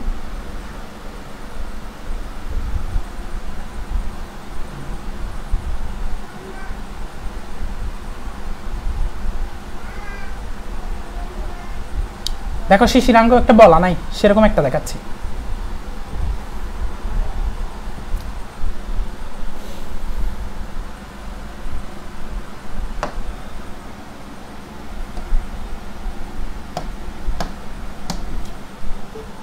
কোনো একদিন সিক্ত ও শুষ্ক বাল্ব আর্দ্রতা মাপার যন্ত্রের শুষ্ক বাল্বের পাঠ দিছে 30 ডিগ্রি সেলসিয়াস এবং সিক্ত বাল্বের পাঠ কত 28 ডিগ্রি সেলসিয়াস। মানে আমাকে θ1 দিয়ে দিছে 30 ডিগ্রি সেলসিয়াস, θ2 দিয়ে দিছে কত 28 ডিগ্রি সেলসিয়াস। ওরা লিখছে T1 30 ডিগ্রি, T2 28 ডিগ্রি। তুমি লিখবা গরু 1 30 ডিগ্রি, গরু 2 28 ডিগ্রি, তোমার যেভাবে লিখতে সুবিধা। আচ্ছা, আপেক্ষিক আর্দ্রতা নির্ণয় করো। এরপরে ব্লা ব্লা ব্লা কিছু মান দেওয়া আছে। 30 ডিগ্রি সেলসিয়াস তাপমাত্রায় গ্লেসিয়ারের উৎপাদক দেওয়া আছে। এই যে 30 ডিগ্রি সেলসিয়াস তাপমাত্রায় গ্লেসিয়ারের উৎপাদক, এই 30 ডিগ্রিটা আসলে কি? 30 ডিগ্রিটা আসলে হচ্ছে শুষ্ক বাল্বের পাঠ। এই শুষ্ক বাল্বের পাঠে গ্লেসিয়ারের উৎপাদকটা দেওয়া আছে, তার মানে জি এর মানও দেওয়া আছে কত 1.65। ওকে, আমাদের কাজ শেষ। আমরা আগে শিশিরাঙ্কটা বের করব। শিশিরাঙ্ক বের করব কেন? কারণ আপেক্ষিক আর্দ্রতা সমান কি? আপেক্ষিক আর্দ্রতা সমান হচ্ছে শিশিরাঙ্কে সম্পৃক্ত জলীয় বাষ্প চাপ। দেখো, শিশিরাঙ্ক হচ্ছে 26.7, এখনো জানি না, আমি এটা ছোট করি তাহলে তোমাদের বুঝতে সুবিধা হবে। দেখো, আগে আমাকে বের করতে বলছে আপেক্ষিক আর্দ্রতা, মানে আর সমান হচ্ছে F/F × 100%, আর উপরে এফটা হচ্ছে শিশিরাঙ্কে সম্পৃক্ত জলীয় বাষ্প চাপ, আর নিচেরটা হচ্ছে বায়ুর তাপমাত্রায় সম্পৃক্ত জলীয় বাষ্প চাপ ইনটু 100%, ঠিক না? এখন এখন এখন তুমি বলতেছো স্যার বায়ুর তাপমাত্রা কোনটা ধরবো? শুষ্ক বাল্বের তাপমাত্রাটাই বায়ুর তাপমাত্রা। কি বলতেছি ভালো মতো সেট করো। শুষ্ক বাল্বের তাপমাত্রাটাই বায়ুর তাপমাত্রা। শুষ্ক বাল্বের তাপমাত্রা কত? 30 ডিগ্রি সেলসিয়াস। 30 ডিগ্রি সেলসিয়াস তাপমাত্রায় সম্পৃক্ত জলীয় বাষ্প চাপ ইনটু 100%। এখন উপরেরটা কত ডিগ্রি সেলসিয়াস তাপমাত্রায় সম্পৃক্ত জলীয় বাষ্প চাপ। এখন এবার শিশিরাঙ্ক বলে দেয় নাই, শিশিরাঙ্ক যেহেতু বলে দেয় নাই, শিশিরাঙ্ক বের করতে হবে। শিশিরাঙ্ক বের করার সূত্র কি? θ1 - θ = G × θ1 - θ2। এটাই হচ্ছে শিশিরাঙ্ক, এই থিটাটা। তো এই থিটাটা যদি ওই পাশে নিই, থিটা ওই পাশে, জিটা এদিকে, তাহলে থিটা সমান θ1 - G × θ1 - θ2। এই লাইন থেকে পরের লাইন লিখছি, কেমনে লিখছি নিজে নিজে ট্রাই করিও। থিটাটাই দরকার। θ1 এর মান 30, জি এর মান 1.65, এটার মান 30 বিয়োগ 28 সমান সমান 30 বিয়োগ 1.65 × 2। এখান থেকে কত আসে? 1.65ই তো, ঠিক না? এখান থেকে কত আসে? শিশিরাঙ্কটা 26.7 ডিগ্রি সেলসিয়াস। তার মানে এটাই শিশিরাঙ্ক। তার মানে উপরে আমাদের 26.7 ডিগ্রি সেলসিয়াস তাপমাত্রায় সম্পৃক্ত জলীয় বাষ্পের চাপ লাগবে। এখন দেখি 30 ডিগ্রি সেলসিয়াস একটা দেয়া আছে কিনা।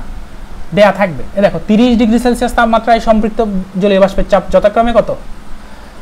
26-এ দিছে, 28-এ দিছে, 30-এ দিছে। 30-এরটা হচ্ছে কোনটা? 26, 28, 30, 31.85 into tan inverse 3। 31.85 into tan inverse 3 into 100%। এবারও 26.7 দিছে, 26.7 লাগবে, কিন্তু দিছে 26 আর 28-এর। ওই যে সেম আগের নিয়মে ওরা করে দেখায় নাই। পোলাপাইনের জন্য টেনশনে পড়ে যায়।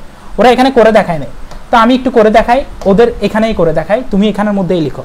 দেখো প্রথমে ওরা কি লিখছে? T1 সমান T প্লাস, ওই যে T প্লাস না লিখে তুমি তোমার মতো করে সূত্রটা লিখিও। T প্লাস না লিখে তুমি T1 মাইনাস T সেভাবে লিখিও। ওকে, তুমি এই সূত্র দেখে ঘাবড়াইও না, তুমি আমার সূত্র যেটা শিখাইছি সেটাই লিখে যাবা। ওকে, আচ্ছা এবার একটু নিচে দেখো। 26.7 ডিগ্রি সেলসিয়াস তাপমাত্রায় সম্পৃক্ত জলীয় বাষ্প চাপ, 30 ডিগ্রি সেলসিয়াস তাপমাত্রায় সম্পৃক্ত জলীয় বাষ্প চাপ। এখানে প্রশ্নে কি কি দিয়েছে দেখো? 26 ডিগ্রি, 28 ডিগ্রি এবং 30 ডিগ্রি সেলসিয়াস তাপমাত্রায় যথাক্রমে 25 into 25 tan inverse 3, 28.45 into tan inverse 3, 31.85 into tan inverse 3। তার মানে এটা হচ্ছে 26-এর, এটা 28-এর, এটা 30-এর। তার মানে 30-এরটা আমরা জানি, 30-এরটা হচ্ছে নিচে কত? 31.85 ইন্টু 100%, ঠিক আছে। কিন্তু আমরা 26.7-এরটা জানি না।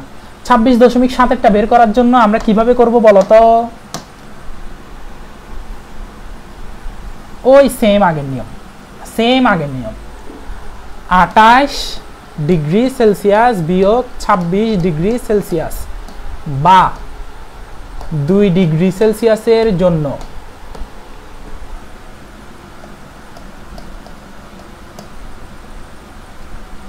সম্পৃক্ত জলীয় বাষ্প চাপ যথাক্রমে 28-এরটা কত? 28-এরটা হচ্ছে 28.45 ইন্টু tan ইনভার্স 3 বিয়োগ 26-এরটা কত? 25.25 into 25.25 into tan inverse 3 millimetre per চাপ। এখান থেকে আমি 2 ডিগ্রির জন্য কত পাচ্ছি একটু লিখি।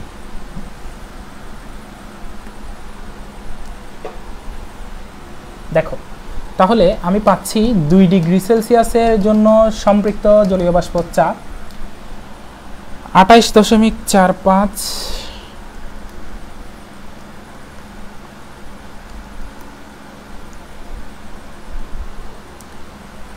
3.2 into tan inverse 3 millimetre per চাপ।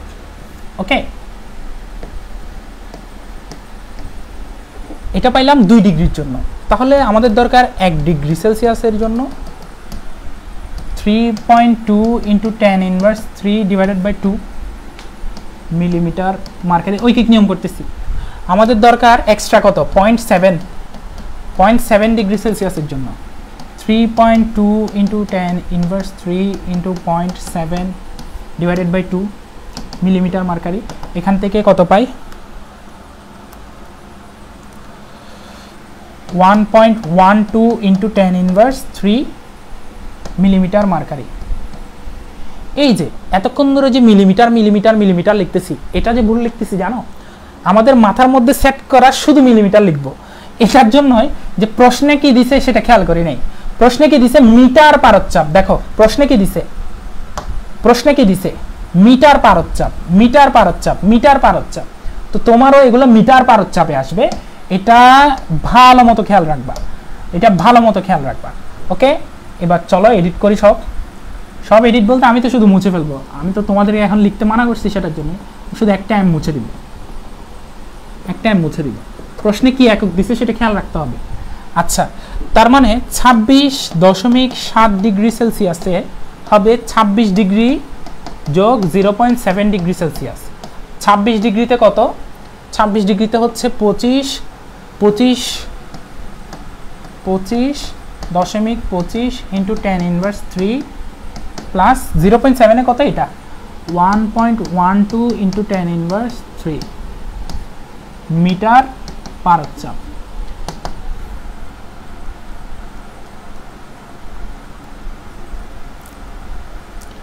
(26.37 ইন্টু 10⁻³ মিটার পারদ-চাপ। শেষ। এটা জাস্ট এখানে বসায় দাও। কই ম্যাথটা কই? 26.7 ইন্টু 10⁻³ এটা যদি বসাই দিই আনসার আসবে 82.79। আপেক্ষিক আর্দ্রতা কত আসতেছে? 82.79%। আশা করি আমি ম্যাথটা বুঝাতে পারছি। সবাই বুঝছো কিনা জানাও জানাও জানাও জানাও।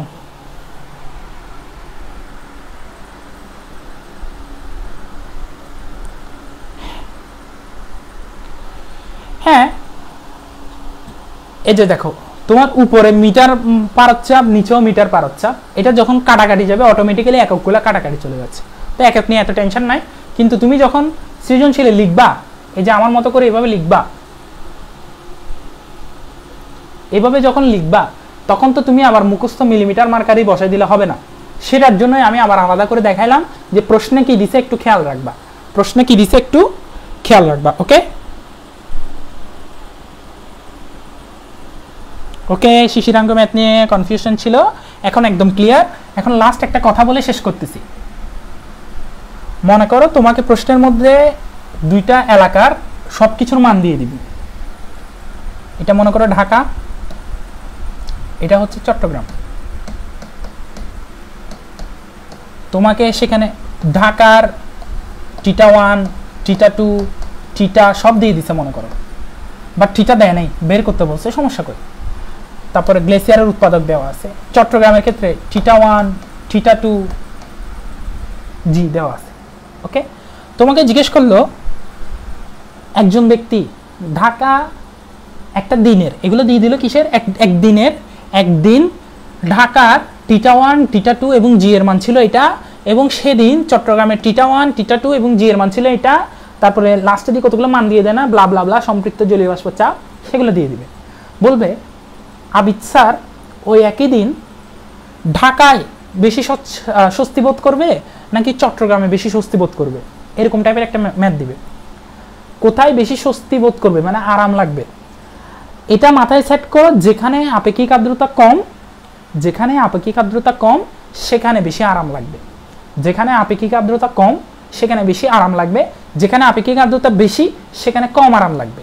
মানে আপেক্ষিক আর্দ্রতা আর বেশি হলে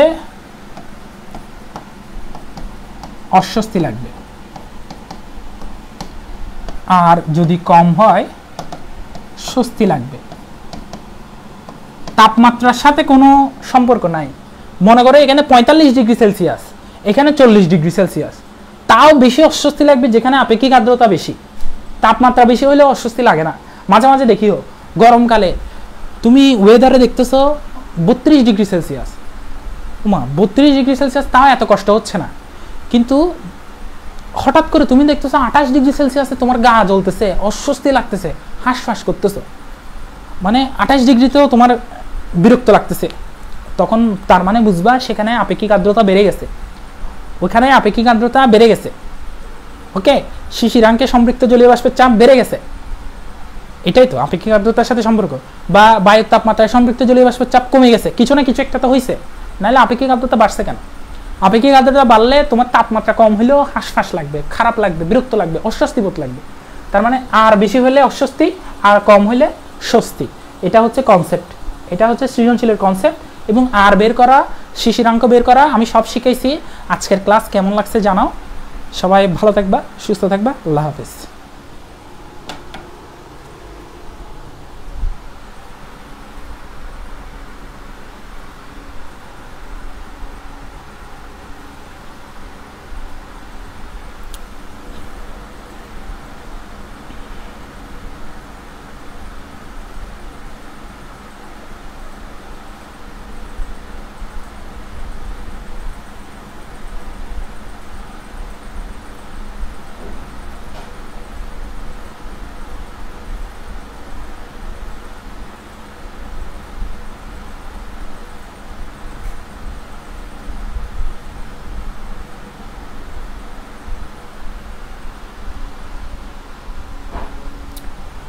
সবাই যখন এই অধ্যায়ের ম্যাথগুলো পরীক্ষায় পারবা এরপরে এসে থ্যাংক ইউ দিবা।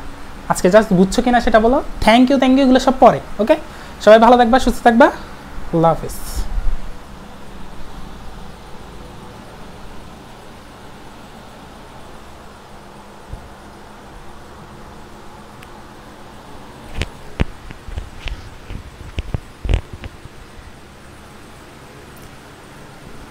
নেক্সট ওয়ান শটটা আর নিচ্ছি না, কারণ তোমার সবার পরীক্ষা, হয়তো কোনো একটা এমসিকিউ সেশন বা কিছু না কিছু নিয়ে আসবো।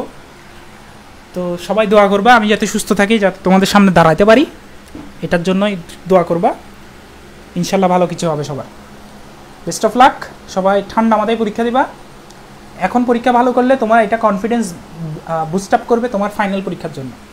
তো এখন থেকেই যদি ভালো করে যাও, তোমার ফাইনাল পরীক্ষার মধ্যে এটা মাথায় থাকবে যে তোমার ফার্স্ট ইয়ার ফাইনালে তুমি আনসার করতে পারছো, তার মানে তুমি টেস্ট পরীক্ষায়ও পারবা, তুমি ইন্টার পরীক্ষায়ও পারবা। ওকে, ভালো থাকবা, সুস্থ থাকবা। সুস্থ থাকা সবচেয়ে বেশি জরুরি। আল্লাহ হাফেজ।